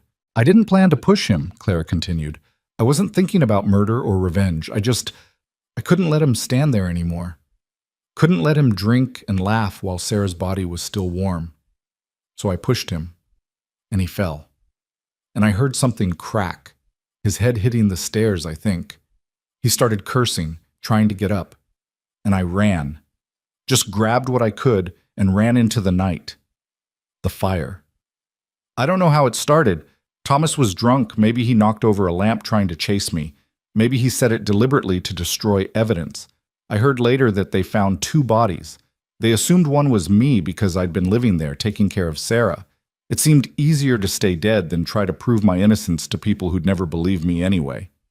Jonas absorbed this, turning it over in his mind. Jacob's going to say you set the fire. He's going to say you killed them both and tried to cover it up. I know. And without proof otherwise, without witnesses, it's your word against a dead man's reputation. I know that too. So we need to find proof, or witnesses, or something that shows Thomas was the monster you say he was. Clara laughed bitterly. Good luck with that. Everyone in Bitter Creek thought Thomas Creed was a fine, upstanding citizen. The kind of man who worked hard, paid his debts, tipped his hat to ladies. They didn't see what happened behind closed doors. They never do. Someone must have known. Someone must have seen something. Even if they did, they won't testify against the Creed family. Jacob owns half the town and everyone else is too scared to cross him. Jonas stood and began pacing, his mind working through possibilities. What about Sarah's friends? Other women she knew? She didn't have friends. Thomas didn't like her talking to other women, said they put ideas in her head. A doctor? Someone who might have treated her injuries? We couldn't afford the doctor, and even if we could, Thomas would never have allowed it. Then we make Jacob prove his case. We force him to show evidence, to go through proper channels. Jonas. Clara stood too, facing him across the room. There are no proper channels. There's no real law out here. Not for people like me. Jacob will come back with enough men to overwhelm you, and he'll take me. And there's nothing you can do to stop it. The hell there isn't. Please. She moved toward him, her eyes pleading. Please, Jonas, just let me go. Let me disappear again. I can run. I'm good at running. I'll head north, find another town, another name. You and Ella will be safe, and You'll what? Spend the rest of your life looking over your shoulder? Waiting for someone else to recognize you, to drag up the past, to take you back to Bitter Creek in chains? He caught her shoulders gently. That's not living, Clara. That's just surviving, and there's a difference. At least I'd be surviving. At least you'd be safe. I don't want safe. I want right. They stood there, close enough that Jonas could see the flecks of gold in her dark eyes, could feel the trembling in her shoulders that she was trying desperately to hide. She was terrified. Not for herself, he realized, but for him, for Ella, for the life she'd accidentally stumbled into and now cared about enough to sacrifice herself to protect. When had that happened? When had Clara Wynne stopped being a stranger and become someone whose fear for others outweighed her fear for herself? I won't let you go, Jonas said quietly. I won't let them take you. So we need a plan that doesn't involve either of those things.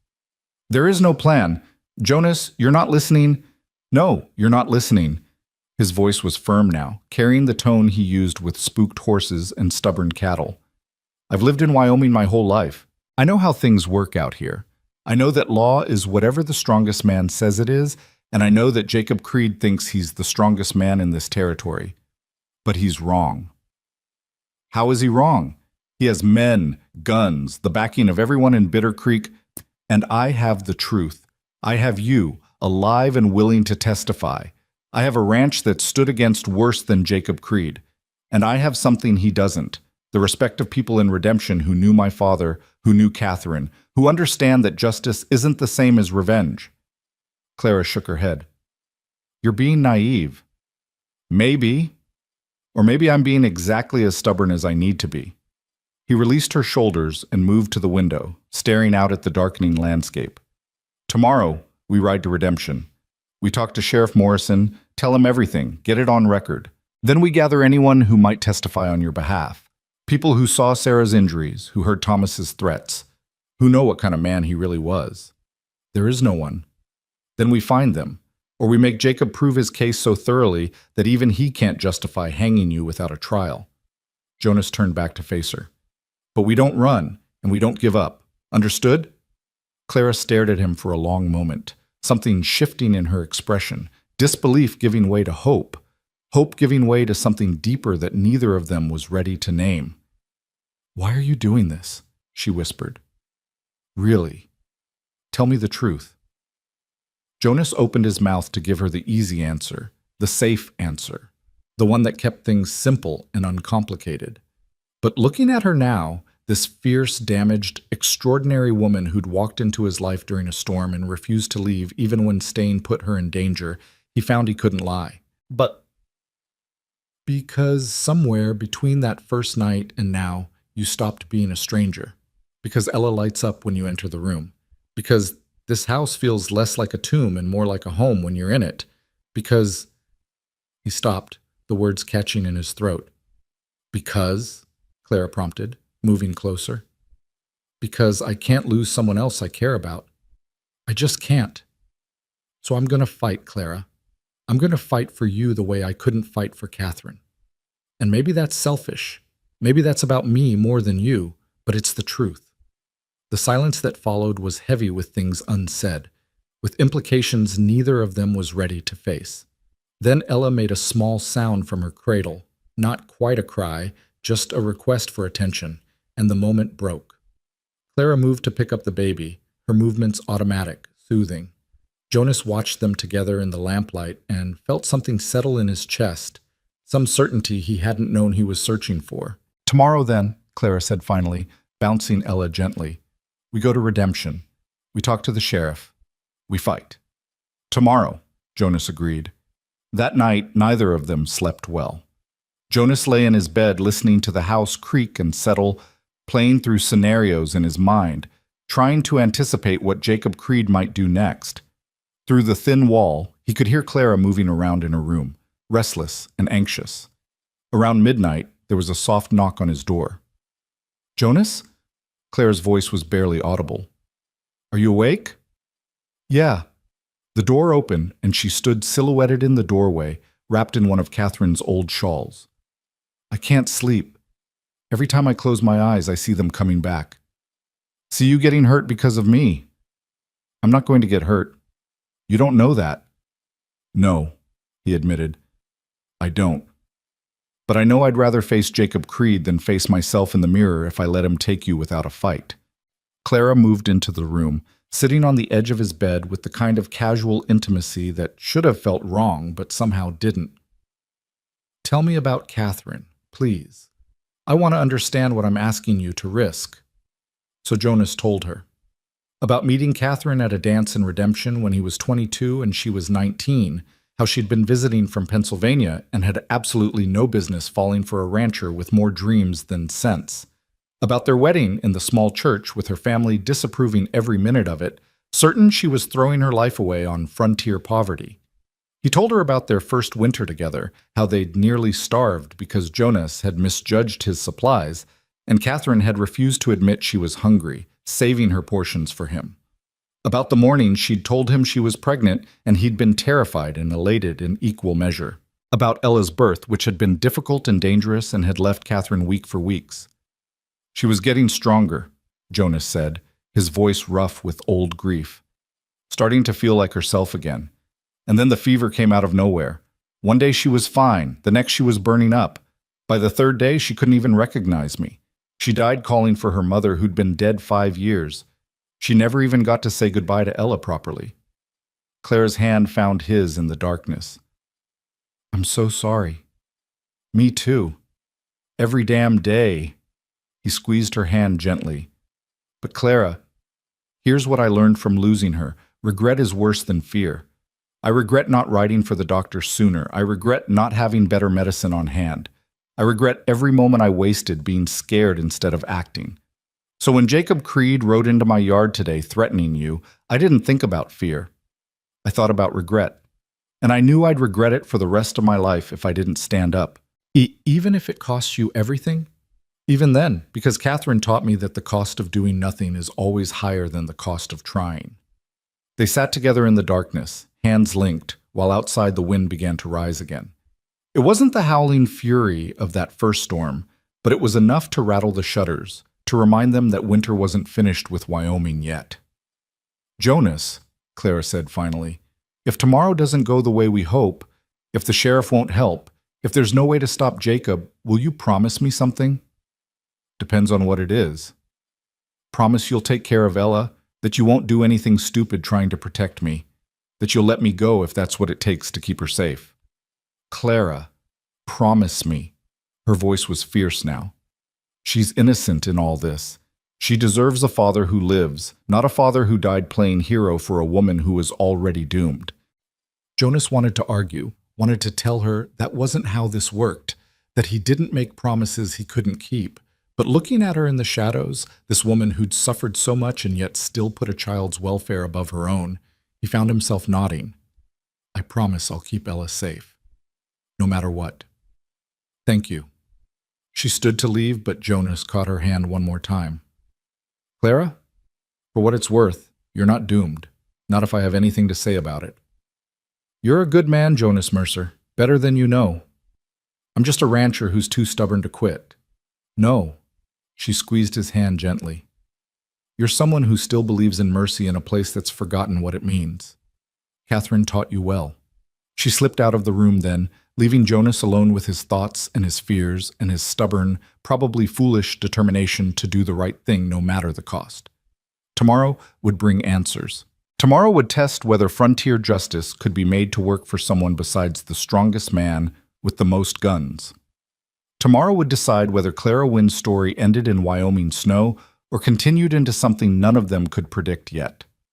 But tonight, in the darkness of his bedroom, Jonas Mercer made himself a silent promise. No matter what came, he wouldn't become the kind of man who closed his door when someone knocked. He wouldn't become stone in a place that tried to turn everyone to stone eventually. He'd stay human, stay kind, stay willing to fight for what was right, even when right was impossibly hard. Catherine would have expected nothing less, and somehow, impossibly, that was enough to let him sleep. Dawn came cold and gray, the kind of morning that felt more like threat than promise. Jonas was up early, checking the horses, loading his rifle just in case, while Clara packed supplies for the journey to Redemption. Ella seemed to sense the tension, fussing more than usual until Clara sang to her in a voice that shook only slightly. They were nearly ready to leave when Samuel Pritchett rode up again, but this time he wasn't alone. Behind him came 4 more riders, ranchers Jonas knew by name if not by friendship. Hard men who'd carved lives out of impossible land, who understood that sometimes the only law was what neighbors decided to enforce together. "Heard you had visitors yesterday," Samuel said without preamble. "Jacob Creed and his boys. Word travels fast." "Word travels when it needs to. These men," Samuel gestured to the others, "they wanted to make sure you knew you weren't facing this alone." Jonas felt something tight in his chest loosen slightly. "I appreciate that, Samuel, but this isn't your fight." "The hell it isn't." This came from Martin Walsh, a cattle rancher from 10 miles north. "Jacob Creed's been throwing his weight around for years, thinking his money and his hired guns make him king. Someone needs to remind him that Wyoming territory doesn't have kings." "We stand with you," another man said, Pete Thornton, sheep farmer and proud of it. "Whatever comes." Clara had emerged from the house, and she stood on the porch now with Ella in her arms, staring at these rough, weathered men who'd ridden through the cold to help a woman they didn't even know. "Why?" she asked, her voice barely carrying. "You don't know me. You don't owe me anything." "No, ma'am," Samuel said. "But we knew Jonas's father, knew his wife, know him. And if Jonas says you deserve protection, that's good enough for us. Besides," his weathered face creased into something that might have been a smile, "Frontier's got no use for men like Jacob Creed. Never has." Jonas looked at these men. Neighbors he'd kept at arm's length since Catherine's death, people he'd pushed away in his grief, and felt ashamed. He'd forgotten what community meant out here, how people survived impossible conditions by standing together when it mattered most. "Thank you," he said simply.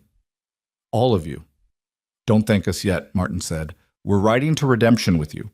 Going to have a word with Sheriff Morrison ourselves. Make sure he understands this isn't just about one rancher and one woman. This is about whether we're going to let outsiders come in and terrorize our territory." "Morrison's a reasonable man," Pete added, "but he's also cautious. Having half a dozen respected ranchers backing your story might make him less cautious." They set out shortly after, a small convoy of riders with Jonas and Clara in the wagon and Ella bundled against the cold. As they rode, Jonas felt the weight of what these men were risking settle on his shoulders. They all had families, ranches, livelihoods that could be threatened if Jacob Creed decided to expand his revenge beyond just Clara. But they'd come anyway. They'd stood up anyway. Maybe, Jonas thought, there was still hope for this hard country after all. Redemption seemed busier than usual when they arrived, people moving through the streets with the purposeful energy of a town that knew something was about to happen. News of yesterday's confrontation had clearly spread, and Jonas could feel eyes tracking their group as they made their way to the sheriff's office. Sheriff Morrison was in his 50s, a former cavalry officer who'd settled in Redemption after retiring from military service. He was fair-minded but practical, the kind of lawman who understood that frontier justice was more about keeping the peace than enforcing every letter of the law. He looked up from his desk as the group filed into his small office, his expression unreadable. "Jonas Mercer," he said calmly, "I had a feeling you'd be coming by. And you brought friends." "We need to talk, Sheriff, about Clara Wynn and Jacob Creed." Morrison gestured to the chairs. "I figured. Jacob was here yesterday afternoon, making accusations. Said you're harboring a fugitive who killed his brother." "She's not a fugitive. She's a woman who defended herself against a violent man and then ran because she knew no one would believe her." "That's what she says." "Jacob's got a different story." Clara stepped forward then, her chin raised despite the way her hands trembled. "Sheriff Morrison, I'll tell you exactly what happened, everything, and then you can decide who's telling the truth." For the next hour, she laid out her story with painful detail. The other ranchers sat quietly, listening, while Jonas watched Morrison's face for any sign of judgment or dismissal. But the sheriff just took notes, asked clarifying questions, and treated Clara with the kind of professional respect Jonas hadn't dared hope for. When she finished, Morrison sat back in his chair. "That's quite a tale, Miss Wynn." "It's the truth." "Maybe so. But truth and proof are different things in a court of law. You got any evidence to back up your claims about Thomas Creed?"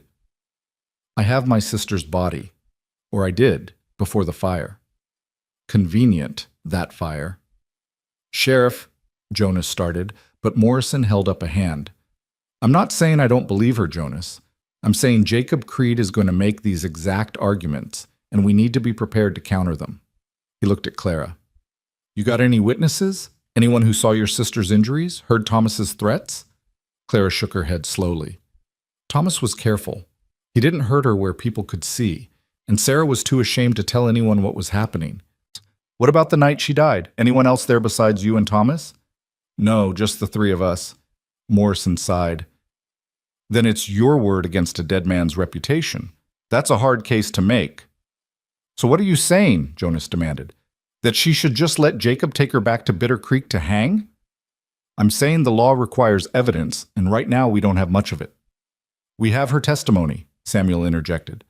We have the fact that she came here peacefully, worked honestly, caused no trouble. We have Jonas's word that she's been nothing but helpful and good with his daughter. All of which speaks to her character now, Morrison agreed, but doesn't prove what happened in Bitter Creek. The room fell silent, hope draining away like water through cupped hands. Jonas felt rage building in his chest. Rage at the unfairness of it, at the way the system was stacked against women like Clara, at his own helplessness to fix it. Then Clara spoke again, her voice quiet but steady. What if there were other women? Other girls Thomas hurt before Sarah? Morrison's head snapped up. Were there? I don't know for certain, but Sarah mentioned once that she'd heard rumors, that Thomas had been engaged before years ago, and the girl had broken it off suddenly, disappeared from town without explanation. Sarah wondered if maybe Thomas had always been this way. You have a name? Elizabeth something. I never heard her last name. Morrison stood, moving to a filing cabinet in the corner. Elizabeth Brennan? She would have been from Bitter Creek maybe 6, 7 years ago? I don't know, maybe. The sheriff pulled out a file, flipping through papers. Elizabeth Brennan filed a complaint against Thomas Creed 7 years ago, claimed he'd assaulted her, threatened her, but she withdrew the complaint 2 weeks later and left town. He looked up. This could be something. If we could find her, get her to testify. That's a big if, Martin said. 7 years is a long time. She could be anywhere, could be dead. Or she could be alive and willing to help, Jonas countered. Sheriff, if we could find her, would her testimony be enough? Combined with Miss Wynn's story? It might be. At least enough to prevent Jacob from taking matters into his own hands. At least enough to force a real investigation instead of frontier justice. Then we find her, Jonas said with finality. Whatever it takes. Morrison nodded slowly. I'll send telegrams to nearby towns, see if anyone's heard of her. You men, he looked at the assembled ranchers. You keep watch on Jonas's ranch. If Jacob comes back before we have answers, you make sure he knows he's outnumbered. What about me? Clara asked. What am I supposed to do? You stay alive, Morrison said bluntly. You stay put, stay safe, and you pray we find Elizabeth Brennan before Jacob Creed loses patience. They left the sheriff's office with more hope than they'd arrived with, but Jonas knew it was fragile hope, the kind that could shatter with one wrong move. As they prepared for the ride back to the ranch, Reverend Thomas approached them in the street. Jonas, Miss Wynn, might I have a word? They stepped aside while the others loaded supplies into the wagon. The Reverend's kind eyes moved between them, seeing more than Jonas was comfortable with. I heard what's happening, the Reverend said quietly. The whole town has. And I want you to know that regardless of what the law decides, you both have the church's support. Thank you, Reverend, Clara said softly. But I also want to give you both some counsel, if you'll accept it. He paused, choosing his words carefully. You're playing a dangerous game, not just with Jacob Creed, but with your own hearts. I see the way you look at each other. I see the bond forming. And I worry that you're building something on a foundation of crisis that might not survive peace. Jonas felt his jaw tighten. Reverend, with all due respect, let me finish, please. I'm not judging you. Lord knows Catherine's death left a hole in your life that grief can't fill forever. And Miss Wynn, you've suffered losses I can't imagine. It's natural to reach for comfort, for connection, for someone who understands. But make sure that what you're feeling is real, and not just the intensity of shared danger.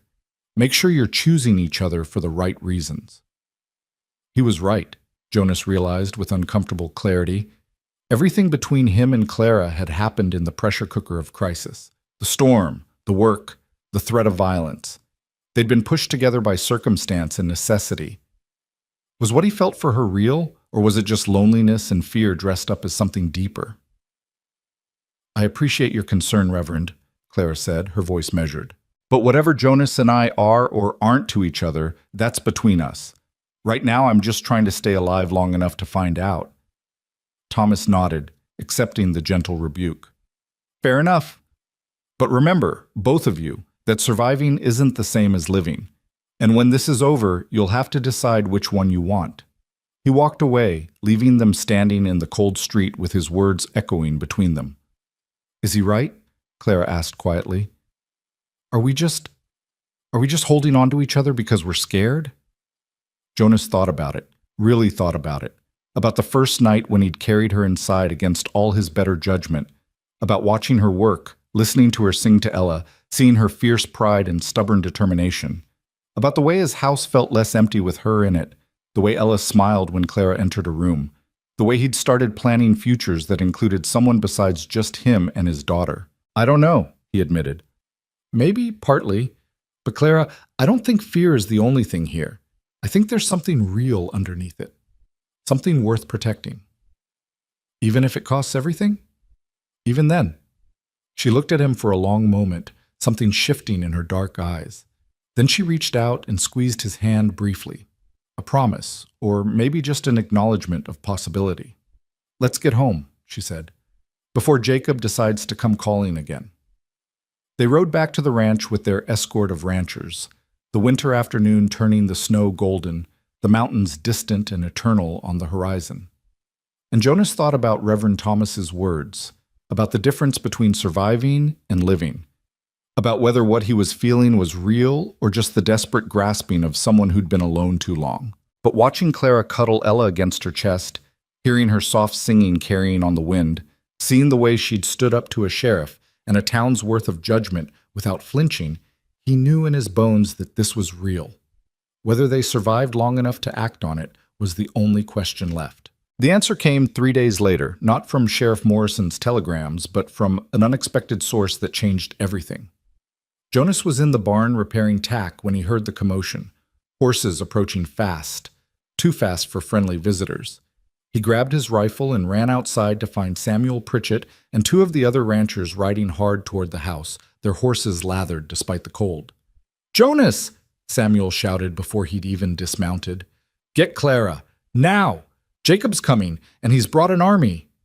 Clara appeared in the doorway, Ella on her hip, her face pale. "How many?" 12, maybe 15 men, armed to the teeth. They're maybe 2 hours behind us." Samuel was breathing hard, whether from exertion or fear Jonas couldn't tell.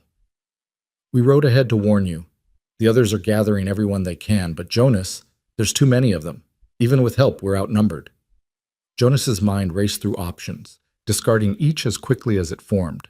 They couldn't fight 15 armed men. They couldn't run. Clara and Ella would never make it through the snow fast enough. They couldn't hide. Jacob would burn the ranch to the ground, looking for them. "There's a root cellar," Jonas said suddenly. "Under the house. Catherine used to store preserves down there. It's got a hidden entrance through the kitchen floor. Clara, you and Ella get down there now. Take supplies, blankets, whatever you need. If things go bad, you stay hidden no matter what you hear. Understood?" "Jonas, I'm not hiding while you—" "Yes, you are. This is about keeping Ella safe. That's what matters." His voice was harder than he'd intended, but there was no time for gentleness. "Please, Clara, do this for her." Something in his tone must have convinced her because she nodded and disappeared back into the house. Jonas turned to Samuel and the others. "How much time do we really have?" "Hour and a half, maybe. They stopped in Redemption first, probably looking for you there. Morrison tried to slow them down, but Jacob's got the law on his side now, brought a judge from Bitter Creek who swore out a warrant for Clara's arrest." "A judge from Bitter Creek? That's not legal."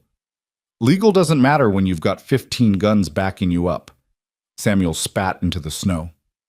"I'm sorry, Jonas, we tried. But this is going to get ugly, and I won't lie to you. We might not walk away from it." Jonas looked at these men who'd come to help him, who were willing to die for a woman they barely knew because it was the right thing to do. Men with families, with ranches of their own, with everything to lose. "You should go," he said quietly. "All of you. This isn't your fight." "Like hell it isn't," Martin Walsh said, riding up with 3 more men behind him. "We sent word to everyone within 20 miles. Some are coming, some aren't. That's how it goes. But those of us here, we're not leaving." "Martin, Jonas, your father helped me build my first barn when I had nothing. Your wife delivered my youngest when my Sarah was too sick to travel to town. You think I'm going to abandon you now because some bully from Bitter Creek thinks he owns the territory?" Martin checked his rifle with practiced efficiency. "Not a chance." By the time they'd finished fortifying the ranch, moving hay bales for cover, positioning men at windows, ensuring clear lines of fire, they had 9 men total. 9 against 15, with Jonas's home and family caught in the middle. Clara emerged from the house one last time before Jonas made her go below. She'd changed into one of Catherine's old riding dresses, practical and worn, and her hair was pulled back severely from her face. She looked older somehow, hardened by the knowledge of what was coming. "I need you to know something," she said, pulling Jonas aside while the others made final preparations. "If Jacob takes me, if this goes the way I think it will, I need you to promise you won't blame yourself." "Clara, listen to me, please." Her voice was urgent, intense. "You gave me 3 weeks of peace. 3 weeks where I wasn't running, wasn't scared every second, wasn't alone. You gave me Ella's laughter and your terrible cooking and a home that felt real. That's more than I expected to ever have again. So if this is where it ends, if Jacob wins today, I want you to know I'm grateful. For all of it." Jonas felt something crack in his chest. "You're not going to die today. I won't let you. You might not have a choice." She reached up and touched his face gently, her hand cold against his cheek. "But Jonas, if something happens to me, take care of Ella. Love her enough for both of us. And don't let this break you. Catherine wouldn't want that. I don't want that. Stop talking like you're already gone." "I'm just being realistic." Then be realistic about this too. I'm not letting Jacob Creed take you. Not today. Not ever." He caught her hand, holding it against his face. "You hear me, Clara Wynne? You're staying here. You're staying with us. And when this is over, we're going to figure out what this thing between us is, and we're going to build something real. That's what's going to happen." She smiled then, sad and beautiful. "You're a dreamer, Jonas Mercer." Catherine used to say the same thing. He released her hand reluctantly. "Now get below. And Clara, if you hear shooting, if things sound bad, you take Ella and you run out the back tunnel. There's an old mining shaft that opens up half a mile north. Follow the creek bed. Samuel knows where it goes. Promise me you'll run if you have to." "I promise." She went inside then, and Jonas watched through the window as she descended into the root cellar with Ella, the trapdoor closing behind them like a coffin lid. Then he picked up his rifle and joined the other men in their waiting. The next hour crawled by like a wounded animal. The men talked in low voices, checking weapons, sharing what little tobacco they had, telling stories that were meant to ease tension but only highlighted how fragile everything was. Jonas couldn't stop thinking about Clara and Ella below, about how thin the floorboards were, about how little protection they'd have if bullets started flying. "Jonas," Samuel said quietly, moving beside him at the window, "if this goes south, if they breach the house, you get down there with them. We'll hold them off as long as we can. I'm not hiding while you fight my battle. It's not about hiding. It's about surviving. Someone needs to protect that baby, and Clara can't do it alone if she's scared out of her mind."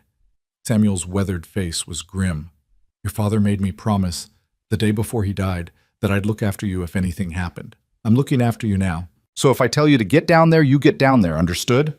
Jonas wanted to argue, wanted to insist he'd stand and fight no matter what, but he knew Samuel was right. Ella had to come first. Everything else was secondary to keeping her safe. "Understood," he said finally. "Good. Now," Samuel went still, his eyes fixed on the horizon. "There. You see that?" Jonas looked where Samuel pointed and felt his stomach drop. A line of riders cresting the ridge, moving with the slow confidence of people who knew they had the numbers and the law on their side. 15 men, just like Samuel had said, with Jacob Creed at the front riding a black horse that matched his dark clothes. They came on steadily, not hurrying, taking their time. Jonas watched through the rifle sight as they spread out in a rough semicircle around the house, positioning themselves to cover all exits. Professional. Organized. This wasn't going to be a negotiation, this was a siege. Jacob rode forward alone, stopping just beyond rifle range. "Jonas Mercer," his voice carried clearly in the cold air.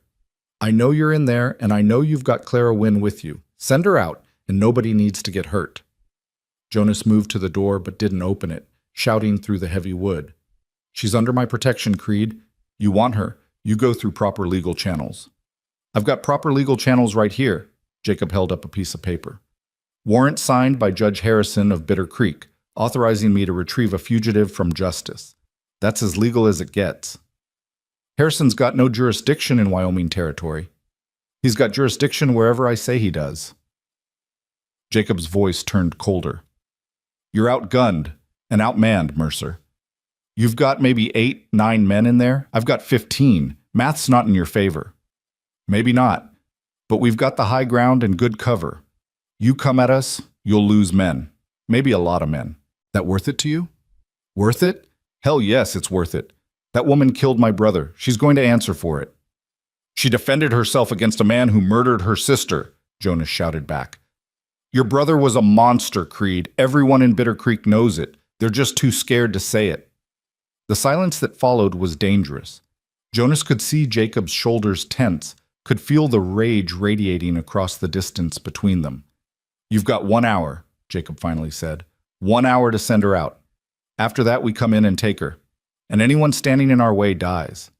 That includes you, Mercer. That includes every man who rode here thinking he could play hero. 1 hour. That's all the mercy you get." He wheeled his horse around and rode back to his men. They settled into positions, rifles ready, waiting.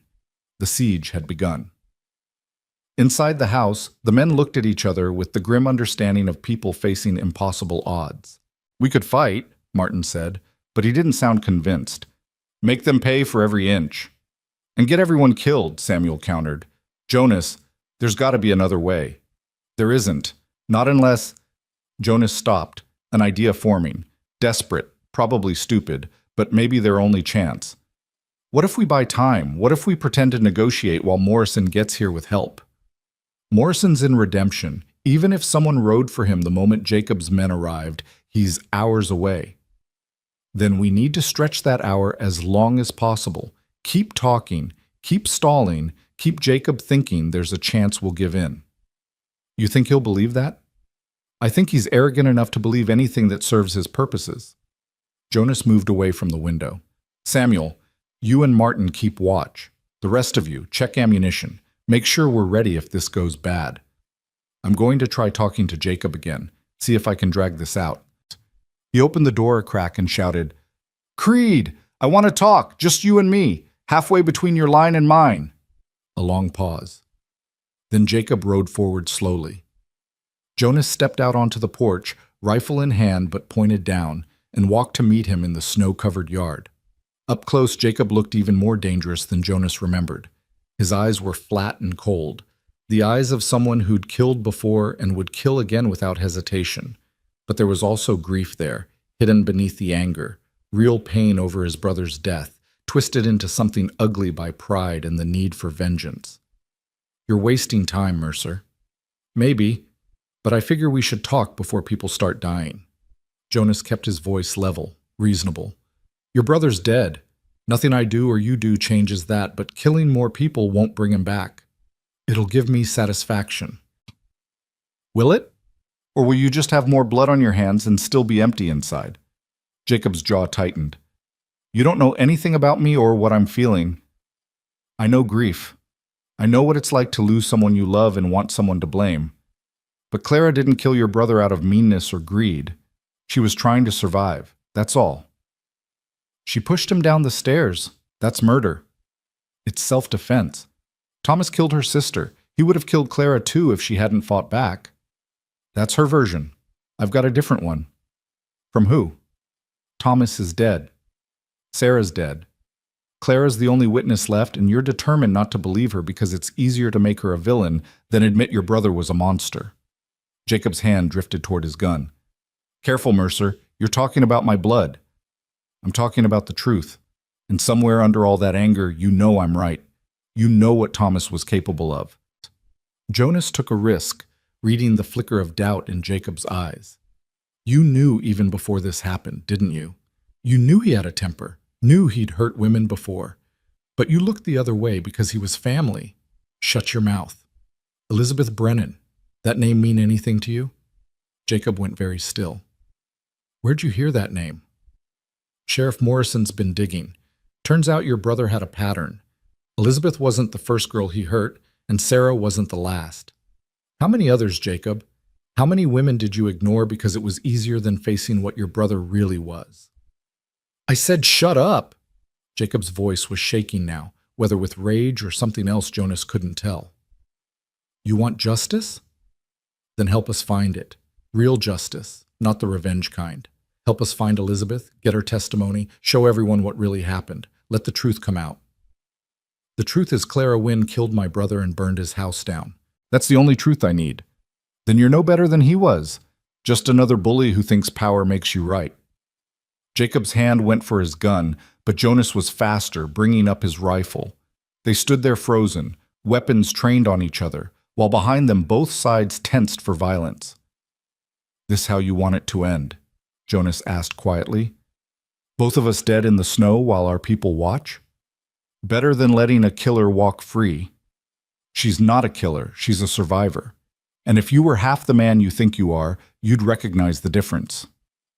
They held position for another heartbeat, another breath. Then Jacob slowly lowered his gun, and Jonas did the same. You've got 45 minutes, Jacob said. Then we're coming in. He rode back to his men, and Jonas returned to the house, his legs shaking with adrenaline. The men inside looked at him with questions in their eyes. Did it work? Samuel asked. Did you buy us time? Some. Not enough. Jonas moved to the trapdoor, knocking twice, the signal he and Clara had agreed on. It opened, and her pale face looked up at him. I heard shouting. Jacob's giving us 45 minutes, then he attacks. Jonas knelt by the opening. Clara, I need you to tell me everything you remember about Elizabeth Brennan. Anything that might help us find her. Jonas, there's no time. There's exactly 45 minutes. That's more than enough if we're lucky. Now think. Elizabeth Brennan. What did Sarah tell you about her? Clara climbed up into the kitchen, Ella asleep against her shoulder. Not much. Just that she'd been engaged to Thomas years ago, that she'd broken it off suddenly and left town.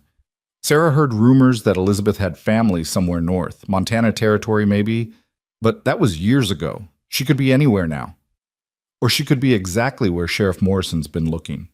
Jonas grabbed his coat. I'm riding to redemption. If Morrison found her, if there's any chance she's willing to testify. You don't have time to get there and back, Martin protested. It's an hour's ride each way, minimum. Then I'd better ride fast, Jonas looked at Samuel. You're in charge here. If Jacob attacks before I get back, you hold him off as long as you can. But if it's clear you can't win, if men are dying, you let Clara go.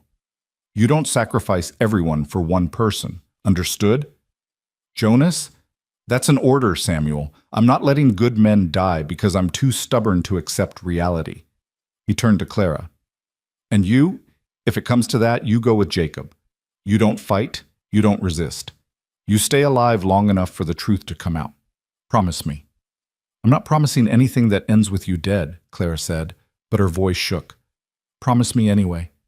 She closed her eyes briefly. I promise. But Jonas, come back. Please come back.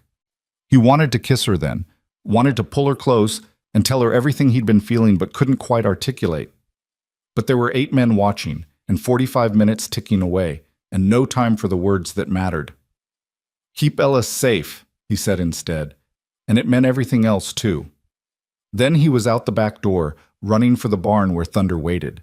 He saddled the horse in record time, ignoring the protests of the men who thought this was suicide, ignoring the voice in his head that agreed with them. He rode out through the back trail, the one that wound through the forest where Jacob's men couldn't see, and pushed Thunder to a gallop the moment they cleared the trees. The horse responded magnificently, stretching out into a run that ate up ground like they were racing against death itself. Which, Jonas supposed they were. The ride to redemption blurred into a single continuous moment of pounding hooves and gasping breaths, and prayer to a God Jonas wasn't sure was listening anymore. He made it in 40 minutes, a miracle of speed and luck, and nearly crashed through the door of Sheriff Morrison's office. "Elizabeth Brennan," he gasped, barely able to speak.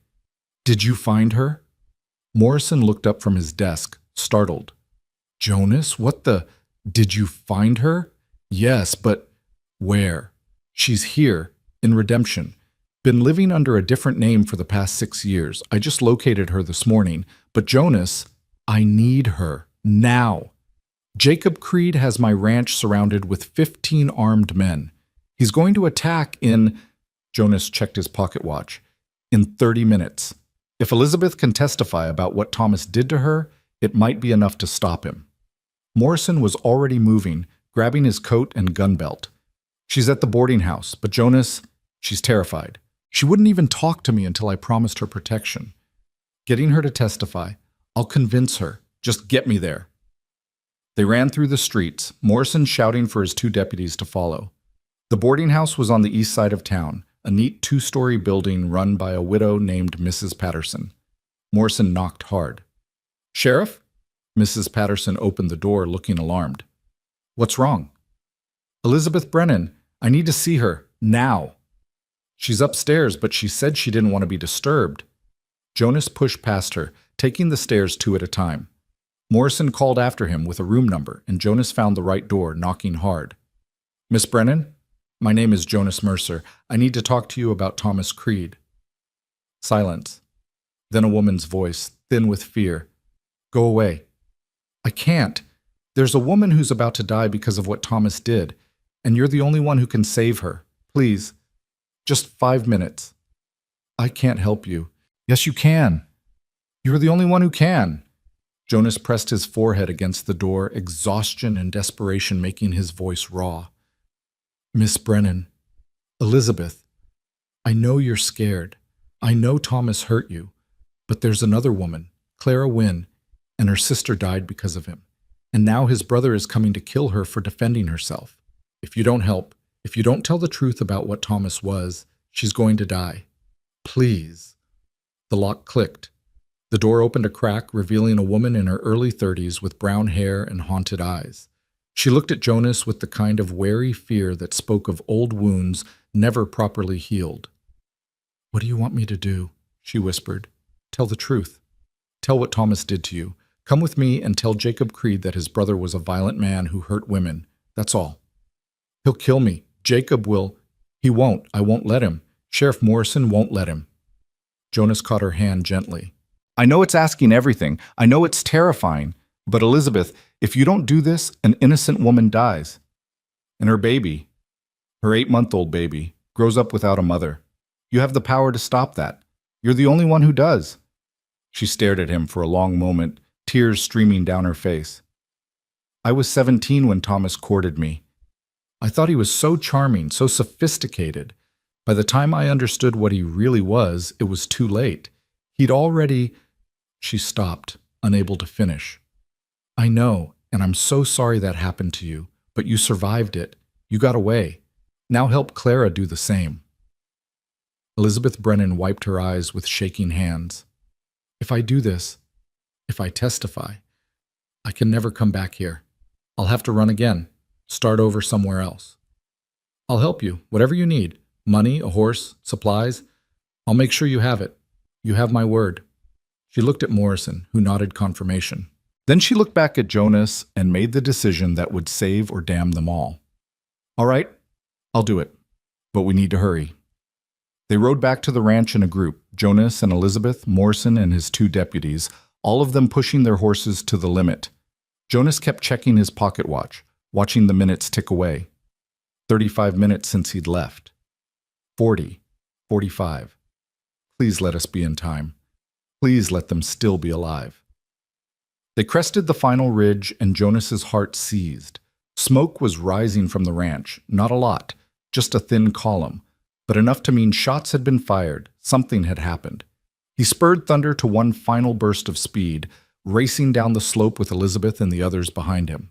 The scene that met them was chaos barely contained. Jacob's men had moved closer to the house, and there were burn marks on the porch where someone had thrown a torch. But the house still stood, and Jonas could see movement in the windows. Samuel and the others, still fighting, still holding. Jacob saw them coming and turned his horse, confusion flickering across his face when he saw the size of Jonas's reinforcements. Morrison rode forward, his star glinting in the afternoon sun. "Jacob Creed, I'm ordering you to stand down. Now."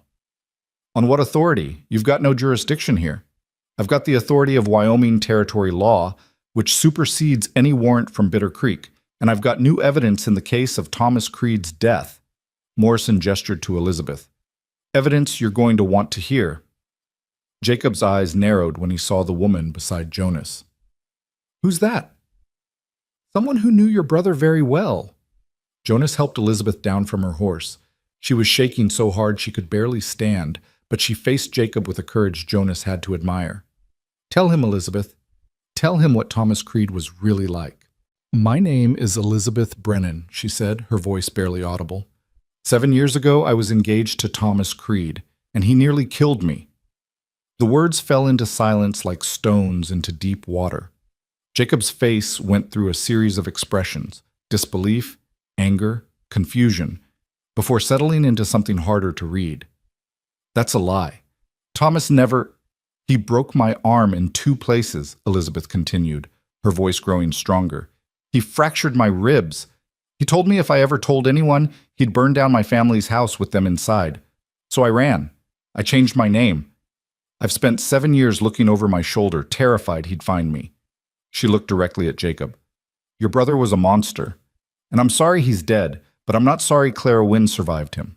She deserves to live. She deserves justice." Jacob sat frozen on his horse, and Jonas could see the moment it all crashed down on him.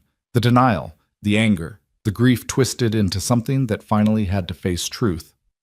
"You're lying," Jacob said, but there was no conviction in it. "I have medical records," Elizabeth said. "Dr. Hendricks in Bitter Creek treated me. He'll confirm everything, and I'm willing to swear to all of it in any court you want." Morrison moved his horse closer to Jacob. "It's over, Creed. The warrant's invalid, and you know it. If you pursue this, if you hurt anyone here, you're the one breaking the law. And I will arrest you." For a long moment, everything hung in balance. Jacob's men looked uncertain, hands on weapons but eyes on their leader, waiting for a signal that would determine whether this ended in peace or bloodshed. Then Jacob's shoulders sagged.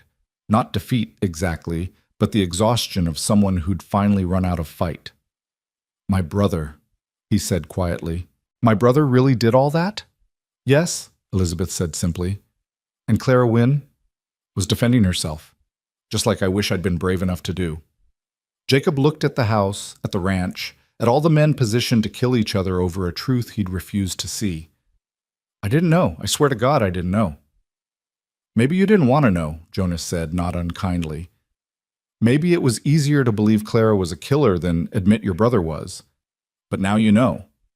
So what are you going to do about it?" The silence stretched so long Jonas thought it might break into violence after all. Then Jacob wheeled his horse around, calling to his men. "We're leaving. It's done." "Jacob," one of them protested, but Jacob cut him off. "I said it's done. My brother he was not the man I thought he was, and I won't kill innocent people over a lie." He looked back at Jonas one last time. "Tell Clara Wynne she's free. Tell her I'm sorry for what my brother did to her sister. It won't bring anyone back, but it's the truth." He rode away then, his men following, leaving Jonas and the others standing in the snow, watching them disappear over the ridge. It was over. Just like that. After all the fear, all the preparation, all the certainty that this would end in blood, it was just over. Jonas's legs gave out, and he sat down hard in the snow, shaking with relief so intense it felt like sickness. Morrison was beside him in moments. "You all right, son?" Yeah, I think so." Jonas looked up at the house, where faces were appearing in windows, where the door was opening to reveal Samuel and the others alive and whole. Is it really over? For now, I'll make sure it stays that way.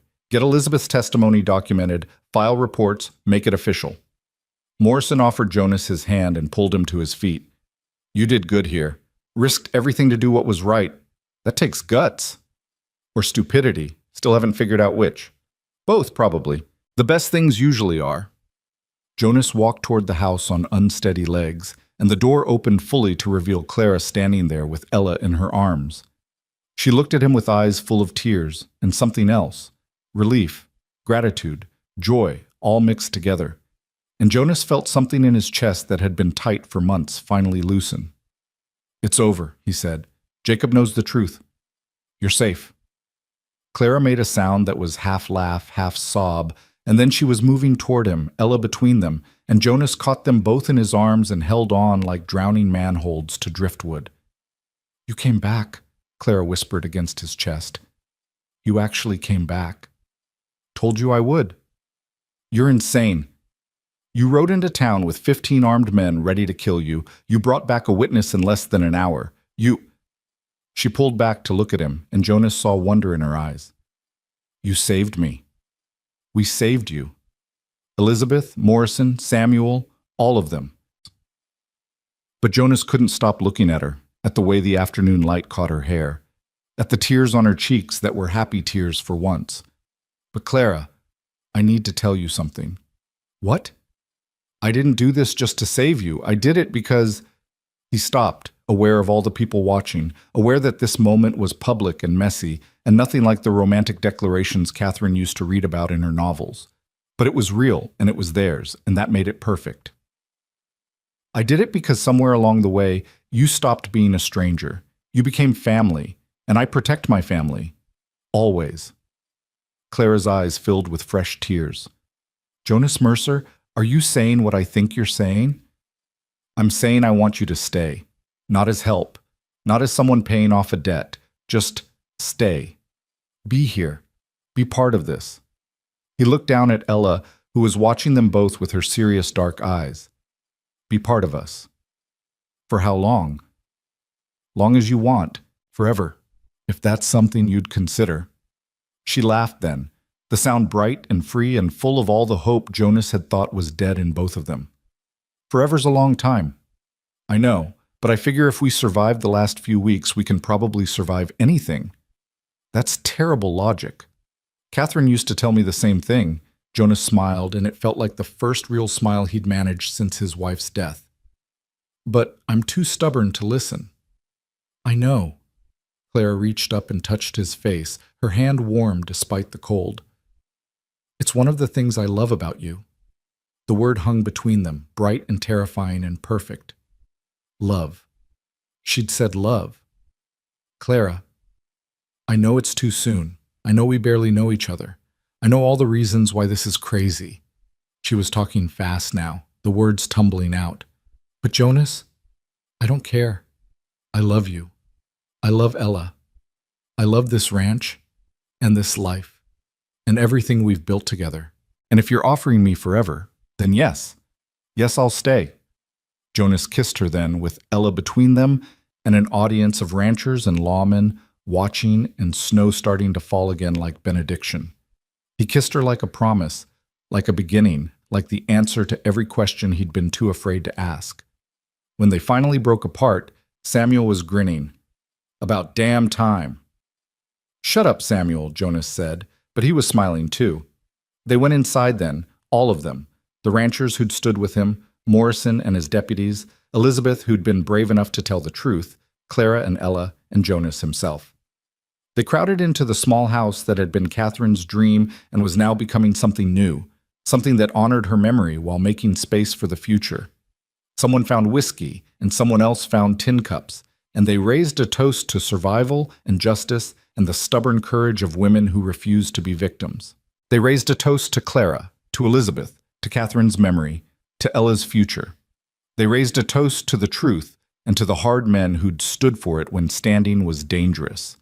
And as the sun set over the Holloway Ranch, painting the snow orange and gold, Jonas Mercer stood with Clara Wynne in the warm circle of firelight and understood that mercy wasn't weakness, kindness wasn't naivety, and opening your door when someone knocked, even when it was midnight and storming and every rational part of you screamed danger, sometimes saved not just them, but you too.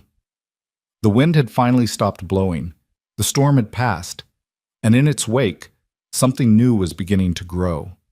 Something that looked an awful lot like home. Spring arrived late that year, but when it came, it transformed the Holloway Ranch into something Jonas barely recognized. The snow melted slowly, revealing grass that had survived beneath the white blanket, tough and green and determined. The cottonwood tree Catherine had planted put out new leaves that rustled in the wind. A gentler wind now, one that whispered instead of howled. And everywhere Jonas looked, he saw evidence of change, of growth, of life insisting on itself despite everything winter had tried to do. Clara stood in the garden she'd started planning in February, mapping out rows for vegetables with a stick in the still soft earth. Ella sat nearby on a blanket, playing with wooden blocks Samuel had carved for her, babbling happily to herself in the language only babies spoke. The morning sun made Clara's dark hair shine, and Jonas found himself just watching them, memorizing this moment the way he used to memorize Catherine's face by lamplight. "You're staring again," Clara said without turning around. "Can't help it. You're nice to look at." Flatterer. But she smiled as she said it, and Jonas saw the way her shoulders relaxed, the way she'd stopped constantly looking over her shoulder for threats that no longer came. 3 months since Jacob Creed had ridden away. 3 months of peace that still felt fragile, like something that might shatter if they acknowledged it too directly. Jonas crossed the yard to join her, settling on the blanket beside Ella. His daughter immediately crawled into his lap, sticky hands grabbing at his shirt, and he caught her easily, settling her weight against his chest. "She's getting so big," he said, more to himself than Clara. "She'll be walking soon.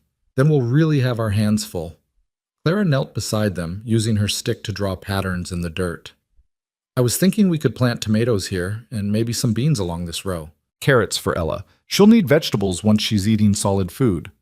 You've got this all figured out." "Someone has to. You just plant everything randomly and hope it grew." She tapped his knee with her stick, teasing. "You're good at many things, Jonas Mercer, but planning isn't one of them." "That's what I have you for." The words came out naturally, easily, like they'd always belonged together. And maybe they had. Maybe from that first night when Clara had knocked and Jonas had answered, they'd been moving toward this moment, this garden, this spring, this family they were building from broken pieces. "Jonas," Clara said, her voice shifting to something more serious, "I got a letter yesterday. From Elizabeth." Jonas straightened, paying attention. Elizabeth Brennan had left Redemption the day after testifying, heading north with the money Jonas had given her and a promise that she'd write when she was settled somewhere safe. They'd heard nothing until now. "What did she say?" "She's in Montana, a town called Helena.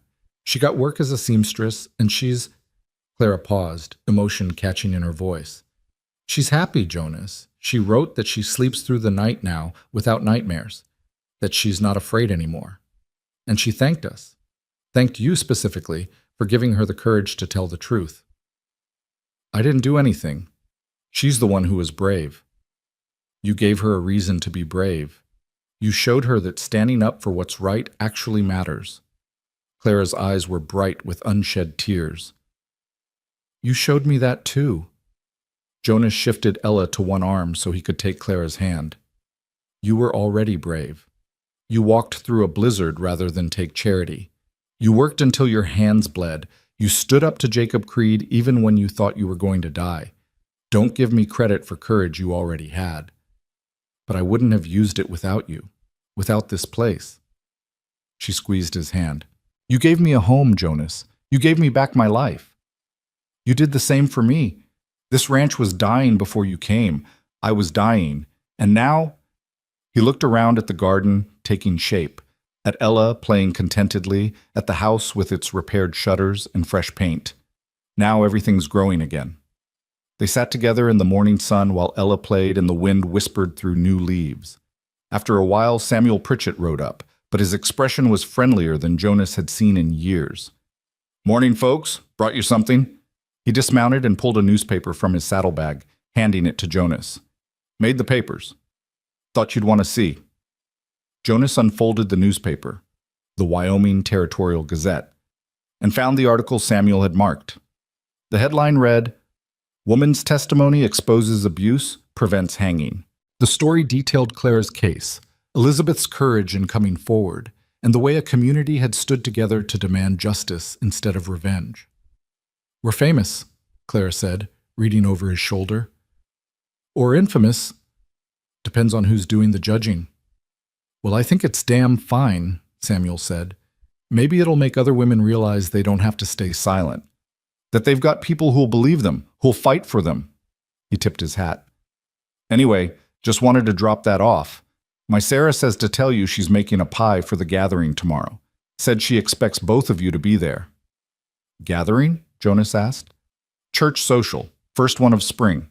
Everyone's coming, even the Johnsons, and they haven't socialized since their youngest ran off last year. Sarah's insisting you come. Says it's time Clara met the whole community properly, not just during a crisis." Clara looked uncertain. "I don't know if that's a good idea. People will stare. They'll judge—" "Let them," Samuel interrupted. "You've got nothing to be ashamed of, girl. You survived something terrible, and you did it with dignity. Anyone who judges you for that isn't worth your time anyway." He swung back into his saddle. "Tomorrow, 1 o'clock. Don't make me send Sarah to drag you there." He rode off, leaving Jonas and Clara staring at each other with matching expressions of mild panic. "A church social," Clara said faintly, "with the entire community. We could skip it. And have Sarah Pritchett hunting us down? I don't think so." Clara stood, brushing dirt from her dress. "Besides, he's right. We can't hide forever. If we're going to build a life here, we need to be part of the community, no matter how uncomfortable that is." "When did you get so wise?" "I've always been wise. You just weren't paying attention." The next afternoon found them dressed in their best clothes. Jonas in the suit he'd worn to his wedding and Catherine's funeral, Clara in a dress she'd remade from one of Catherine's prettier gowns. Ella wore a new outfit Clara had sewn herself, white with tiny blue flowers embroidered at the collar. They looked like a family. They felt like one too. The church was packed when they arrived, every pew filled with ranchers and their families, townspeople from Redemption, even Reverend Thomas standing at the front with a welcoming smile. Conversations died when Jonas, Clara, and Ella entered, dozens of eyes turning to track their progress. Jonas felt Clara tense beside him, felt her instinct to run warring with her determination to stay. He took her hand, squeezing gently. "We walk in together. We show them we're not ashamed." "I'm terrified." "Me too. But we do it anyway." They walked down the center aisle with Ella between them, Clara holding the baby, while Jonas kept his hand on Clara's back. The silence was oppressive, judgmental, exactly what Jonas had feared. Then Samuel Pritchett stood up from his pew. "Welcome, Jonas." "Welcome, Clara. We saved you seats up front." Others began standing too. Martin Walsh and his family, Pete Thornton and his wife, the men who'd stood with Jonas during the siege and the women who'd supported their decision. One by one, they stood in silent solidarity, transforming what could have been condemnation into acceptance. By the time Jonas and Clara reached the front pew, half the church was standing. And when they sat down, Sarah Pritchett leaned over and whispered, "You look beautiful, dear, both of you." Clara's hand found Jonas's, gripping tight, and he knew she was fighting tears. But these were different tears than the ones she'd shed in fear and desperation. These were tears of belonging, of finally having a place where she didn't have to hide or run or pretend to be someone she wasn't. Reverend Thomas stepped forward, and the congregation settled. "Brothers and sisters," he began, "we gather today to celebrate spring, the season of renewal, of growth, of life returning after long winter.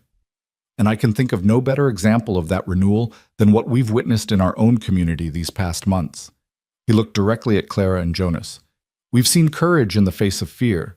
We've seen truth triumph over lies. We've seen neighbors stand together when it would have been easier to look away. And most importantly, we've seen that mercy and justice are not opposites, but partners in building a community worth belonging to." The service continued with hymns and prayers, with children squirming in pews and babies, including Ella, making their presence known with perfectly timed interruptions. It was chaotic and noisy and utterly normal, and Jonas found himself relaxing into it, letting the ordinariness wash over him like absolution. After the service, there was food, tables laden with pies and casseroles, roasted meats and fresh bread, all the bounty a community could produce when everyone contributed. People approached Jonas and Clara tentatively at first, then with more confidence as they realized they wouldn't be rebuffed. "My daughter's been asking about you," Mrs. Henderson said to Clara, a toddler clinging to her skirts. "She heard you were good with sewing. Would you consider teaching her? I'd pay, of course." "I'd be happy to," Clara said, surprised. "No payment necessary. I'm always glad to pass on the skill." "Well, if you're sure," Mrs. Henderson smiled. "Maybe we could work out a trade? My husband's a blacksmith. If you need any tools repaired, actually, we do need new hinges for the barn door." And just like that, Clara was part of the community's informal economy of trades and favors, the web of mutual support that kept frontier life functioning. Jonas watched her negotiate and smile and gradually relax into conversation, and he felt something warm settle in his chest. Harold Chen approached with his wife and 2 young sons. "Jonas, Clara, good to see you both." "Clara, those pieces you made sold within days. I've got 3 customers asking for more if you're willing." "I am. Thank you, Harold." "Don't thank me. Thank your talent. You've got a real gift." He lowered his voice slightly. "And Clara, if you ever need anything, supplies, credit, just someone to talk to, my door is always open.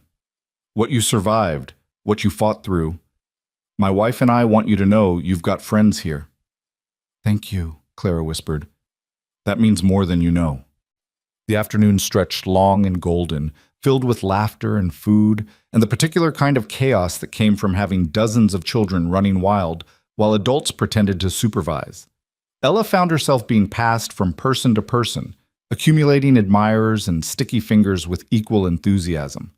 Jonas ended up in conversation with a group of ranchers discussing cattle prices and water rights, the ordinary business of ordinary life.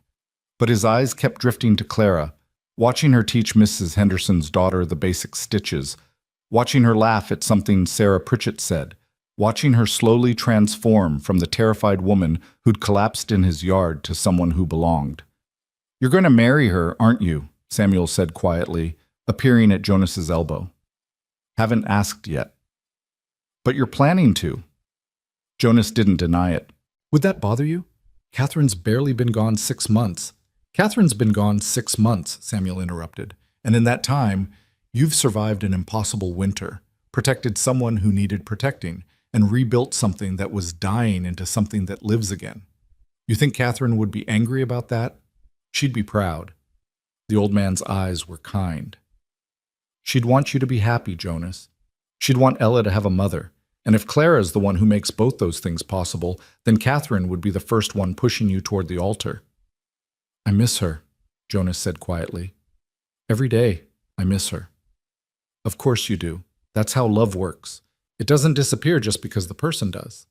"But Jonas, missing Catherine doesn't mean you can't love Clara too. The heart's got more room than we think." "Is that wisdom or wishful thinking?"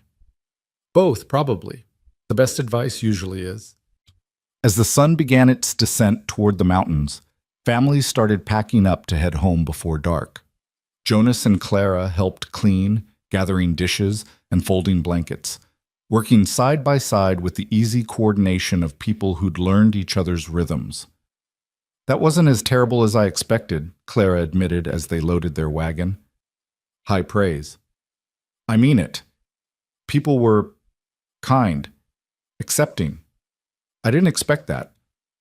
People surprise you sometimes, usually right when you've given up expecting anything good from them." Jonas settled Ella in her basket, tucking blankets around her. "Clara, there's something I want to talk to you about, but not here. When we get home?" Something in his tone made her look at him sharply. "Is everything all right?" "Everything's fine. Better than fine. I have something to ask you, something important." They rode home through the spring evening, the air soft and warm, the stars beginning to emerge in the darkening sky. Ella fell asleep almost immediately, lulled by the wagon's motion, and Jonas and Clara sat side by side in comfortable silence. When they reached the ranch, Jonas put the horses away while Clara carried Ella inside and put her to bed. By the time he came in, Clara had started a fire and was making tea, her movements automatic and domestic in the space that had become as much hers as his. "So," she said, handing him a cup. "What did you want to talk about?" Jonas took a sip of tea, buying time, trying to organize words that seemed determined to tangle on his tongue. Finally, he just set down the cup and faced her directly. "I've been thinking about the future, about what comes next for all of us." "All right." "The ranch is doing better. We've got enough cattle to make it through another winter, assuming nothing catastrophic happens. Harold's selling your work faster than you can make it. Ella's healthy and happy. Everything is stable. For the first time since Catherine died, everything feels solid." "That's good, isn't it?" "It's very good. But Clara, I don't want stable if it means you're still just helping. I don't want solid if it means we're just pretending this is temporary." He took her hands, holding them gently. "I want permanent. I want forever. I want to wake up every morning knowing you're here not because you owe me or because you're running from something, but because you chose to stay." Clara's eyes widened. "Jonas!" "Let me finish, please." He took a breath. "I know it's fast. I know Catherine hasn't been gone long. I know people will talk and judge and say it's inappropriate. But Clara, I don't care. Catherine taught me that life's too short to waste on should-haves and might-have-beens. She taught me to grab hold of good things when they show up and not let go just because it's uncomfortable or complicated." "What are you saying?" "I'm saying marry me. Not because it's practical, though it is. Not because Ella needs a mother, though she does. But because I love you. Because you make this house feel like a home again. Because I can't imagine my future without you in it." He squeezed her hands. "Marry me, Clara Wynne. Make this permanent. Make this real." Clara stared at him with tears streaming down her face, her hands trembling in his. "You love me? Is that really the surprising part of this conversation?" "Yes. Jonas, I hoped, but I didn't dare believe that you might actually—" She laughed through her tears. "You love me?" "More than I thought possible. More than makes sense given how short a time we've known each other. But yes, Clara, I love you. I love you too. I've loved you since the night you let me stay. Since you gave me Catherine's shawl and your trust and a chance to be more than just a woman running from her past." She pulled her hands free and touched his face. "Yes, yes, I'll marry you. Yes to everything." Jonas kissed her then, properly this time, without an audience or a crisis forcing the moment. He kissed her like a promise, like a beginning, like the answer to every prayer he'd been too afraid to voice. And when they finally broke apart, both of them were crying and laughing and trying to catch their breath. "When?" Clara asked. "When should we—" "Soon. Tomorrow if Reverend Thomas will do it. Next week if he won't." Jonas grinned at her stunned expression. "What? You think I'm going to wait months and risk you changing your mind?" "I'm not going to change my mind." "Good. Then there's no reason to wait." They were married 3 weeks later in the same church where they'd attended the social with the entire community in attendance. Clara wore a dress she'd made herself from fabric Harold Chen had donated, cream-colored cotton with delicate embroidery at the collar and sleeves, simple and beautiful. Jonas wore his Sunday suit with a new shirt Sarah Pritchett had insisted on making. Ella attended too, passed between Sarah and Mrs. Henderson during the ceremony, gurgling happily at all the attention. And when Reverend Thomas pronounced them husband and wife, the church erupted in applause that sounded like homecoming. The reception afterward was held at the ranch, with neighbors contributing food and labor to transform the property into something festive. Someone had strung up lanterns. Someone else had brought a fiddle. And as the sun set and the dancing began, Jonas found himself watching Clara waltz with Samuel Pritchett, her face flushed and happy, and felt a gratitude so profound it was almost painful. "She's good for you," a voice said beside him. Jonas turned to find Sheriff Morrison standing there, a cup of punch in hand. "Sheriff, didn't expect to see you here." Wouldn't miss it. You and Clara, you're proof that sometimes the law gets it right. That justice can actually work when good people insist on it. Morrison raised his cup in a small toast. Here's to you both. May you have all the happiness you've earned. Thank you. For everything you did. For believing Clara when you had every reason not to. I believe the evidence. The evidence just happened to support a woman who deserves support. Morrison took a sip of punch. By the way, I got word from Bitter Creek last week.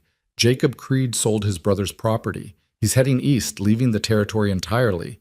Said he couldn't stay in a place that reminded him of Thomas. Is that good or bad? Good, I think. He's letting go, moving on. That's healthier than holding on to hate. Morrison glanced at Clara, still dancing. We all need to know when to let go of the past and grab hold of the future.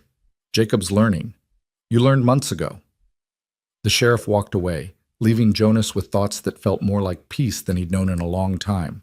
He watched the party for a while longer, watched Samuel teach Ella to clap along with the music, watched Martin and Pete argue good-naturedly about cattle breeding, watched the community that had rallied around them celebrate not just a wedding, but a victory. Then Clara was there, pulling him onto the makeshift dance floor. You can't hide at your own wedding, Mr. Mercer. I'm not hiding, Mrs. Mercer, I'm observing. Well, observe while dancing. She fitted herself against him as the fiddle launched into a slower song, and they swayed together under the lantern light. Happy? More than I thought possible. Me too. She rested her head against his chest. Jonas, can I tell you something? Always. That first night, when I knocked on your door, I didn't think I'd live through the storm. I'd given up. I was so cold and so tired and so convinced that nothing good was left in the world. And then you opened the door. Her voice caught. You opened the door and let me in, and you saved me in ways that have nothing to do with the storm. You saved me too. This ranch, this life, it was just existing before you came. You made it living again. They danced while the stars wheeled overhead and the music played on, and their community celebrated around them. And Jonas thought about the knock that had changed everything, about the choice he'd made to open instead of close, to help instead of hide, to risk everything on a stranger who'd become the most important person in his world besides Ella. The seasons turned as they always did, indifferent to human drama. Summer came hot and bright, and Clara's garden produced enough vegetables to feed them through the year with surplus to sell.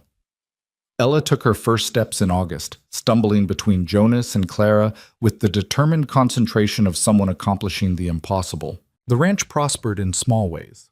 More healthy calves, better grass, repairs that actually held through storms. Fall arrived with its familiar glory, painting the mountains gold and red. Jonas and Clara worked side by side, bringing in the harvest, preserving food for winter, preparing for the cold they knew was coming. But this time, winter didn't feel like a threat. This time, they faced it together, with full stores and a warm house, and the certainty of companionship through the dark months. On a particularly crisp October evening, Jonas found Clara on the porch watching the sunset. She'd been there a while, he could tell, lost in thought. He settled beside her, and she leaned into him automatically. "What are you thinking about?" he asked. "Sarah, my sister, wondering what she'd think of all this. I think she'd be happy for you." "I hope so. She always wanted me to find someone good, someone who'd treat me right." Clara's hand found his. "She would have liked you. Would have liked this place, this life." "I'm sorry you lost her." "Me too. Every day." She was quiet for a moment. "But Jonas, I've been thinking, what if we gave Ella Sarah as a middle name? I know Catherine had a name picked out, and I don't want to override that, but Catherine's choice was Ella Rose. But I think Ella Sarah Rose Mercer sounds perfect. Honors both women who should have been here to see her grow up." Clara turned to look at him, eyes bright with tears. "Really? You do that?" "She's your daughter too now. You get a say in her name." "Our daughter," Clara corrected softly. "Ours." Winter came again, but it was different this time. The house that had felt like a tomb the previous year now rang with laughter and life. Clara taught Ella songs while Jonas worked on ranch accounts. They read together by the fire, played with the baby, planned for spring. And when storms came and they always came, Jonas and Clara would stand at the window watching the wind rage, holding each other, remembering the night a knock had changed everything. "You know what I realized?" Clara said one evening during a particularly fierce blizzard. "What's that?" "The wind doesn't scare me anymore. It used to be all I could hear, this constant howling that felt like the world was angry, like nature itself was trying to kill me. But now," she gestured to the warm room, to Ella sleeping peacefully in her cradle, to Jonas beside her. "Now it's just wind, just weather. The howling is outside and we're in here, safe." "The wind stopped blowing," Jonas said, remembering the night she'd arrived. "No, the wind's still blowing. It'll always blow. That's Wyoming. But it can't touch us anymore. We built something stronger than wind." Jonas pulled her close, feeling the truth of her words settle into his bones. They had built something, not just a marriage or a family, but a shelter against all the storms life could throw at them.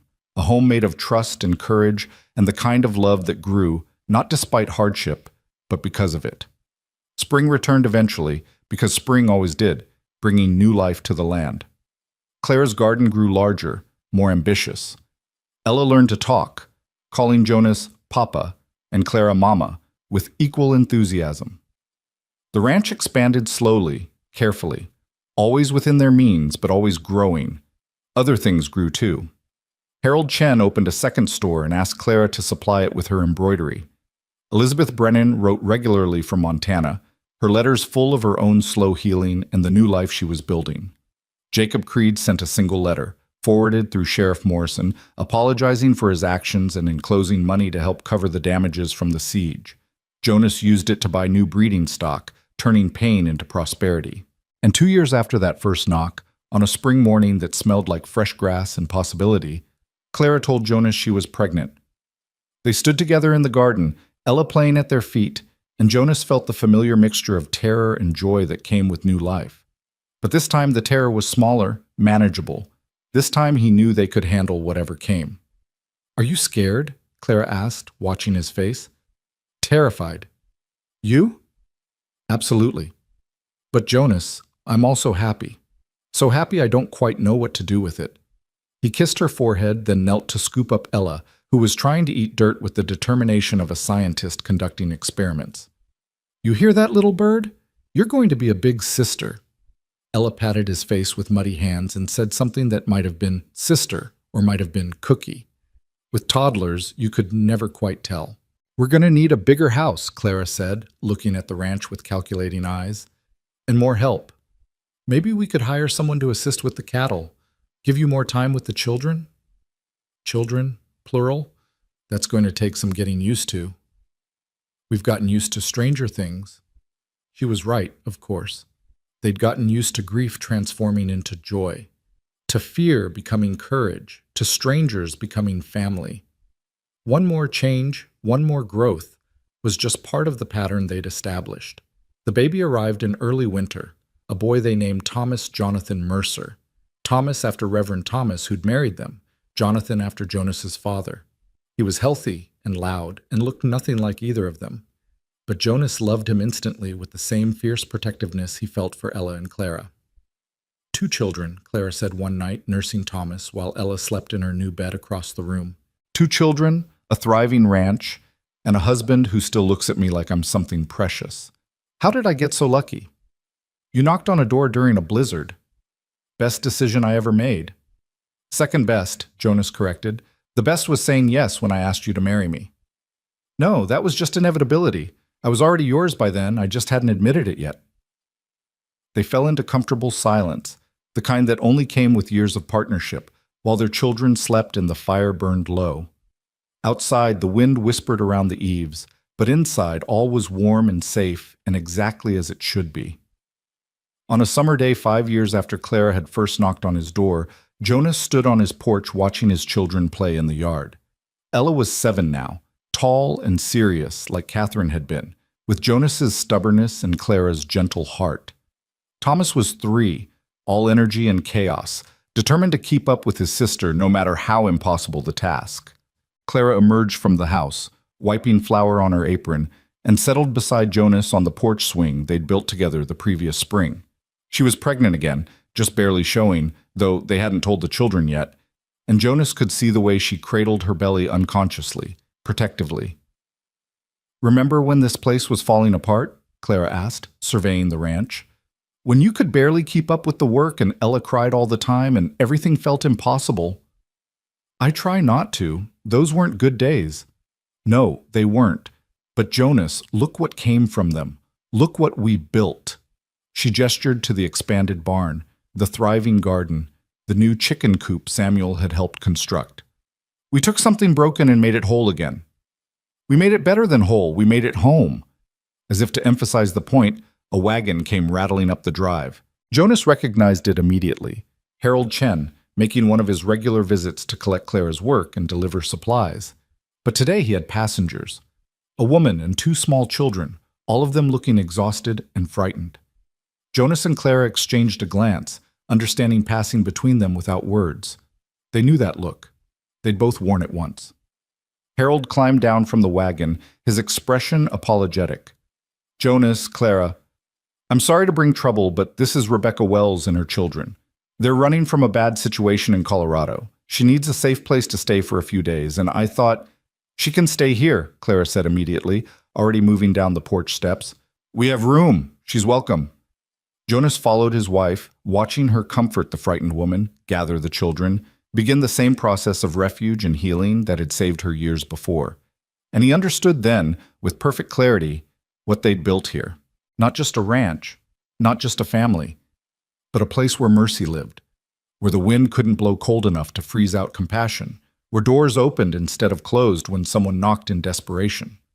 This was Catherine's legacy, and Clara's gift and Jonas's promise, all woven together into something bigger than any of them individually. This was what happened when you chose kindness over caution, when you risked your own comfort to ease someone else's suffering, when you remembered that survival was just the beginning and living was the goal. That evening, after Rebecca and her children had been fed and settled in the small guest room they'd added 2 years ago, Jonas found Clara on the porch again, watching the sunset paint the mountains gold. "We're doing it again," she said without preamble. "Taking in someone who needs help, risking complications and gossip and all the problems that come with sheltering strangers." "I know. Are you okay with that?" Jonas thought about the question seriously, considering all the angles. Then he looked at his wife, this extraordinary woman who'd stumbled into his life during a storm and stayed to build something beautiful, and smiled. "Clara, the night you knocked on my door, I could have turned you away. I could have chosen safety over compassion, could have protected myself and Ella from risk. But I didn't. I opened that door, and it was the best decision I ever made." He took her hand. "So yes, I'm okay with it. More than okay. Because this is who we are now. This is what this place means. And I wouldn't change it for anything. Even when it's complicated? Especially when it's complicated. The best things usually are." They sat together watching the light fade, listening to their children laugh inside the house, feeling the new life growing in Clara's belly, knowing that tomorrow would bring its own challenges and joys. The wind whispered through the cottonwood tree, gentle now, almost musical. "The wind really did stop blowing," Clara murmured. "No," Jonas corrected softly. "We just learned to build a home strong enough that the wind didn't matter anymore." She leaned against him, and he wrapped his arm around her shoulders, and they stayed there watching night fall over the Holloway Ranch, a ranch that had survived winter and loss and violence and fear to become something better than survival. A home built on the radical notion that mercy wasn't weakness, that kindness wasn't naive, that opening your door when someone knocked was always worth the risk. Years later, when Ella asked her father to tell her about the night Mama first came to the ranch, Jonas would think carefully about how to explain it, about storms and strangers and the choice to help even when helping was dangerous, about how sometimes the people who save you are the ones you save first, about the way grief could transform into hope if you were brave enough to let it. But the heart of the story, the part he always emphasized, was simple. She knocked and he opened. Everything else, the love, the family, the home, the life they'd built together, flowed from that single moment of choosing connection over isolation, risk over safety, hope over fear. The wind had teeth that first night, teeth that could have killed. But inside, by the fire, there was warmth. There was mercy. There was a man who remembered his wife's words about not becoming stone. And there was a woman who'd survived the unsurvivable and was willing to try, one more time, to trust another human being. They'd both been broken when they met. But broken wasn't the same as bad, and broken things could be mended if you were patient and gentle and willing to do the work. So they'd done the work. They'd built a life. They'd created a home where the wind couldn't reach, where children laughed and strangers found safety and love grew in the spaces grief had carved out. And every night, when Jonas locked the door before bed, he'd think about that first knock, about the choice he'd made to answer instead of ignore, about how a single moment of compassion had transformed everything. The wind still blew across Wyoming territory, harsh and unforgiving, carving the land into something beautiful and terrible. But inside the Holloway Ranch, in the house that Jonas and Catherine had started and Jonas and Clara had completed, there was warmth. There was family.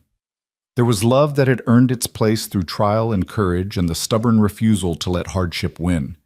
The wind still blew, but they'd built something stronger than wind. They'd built a home.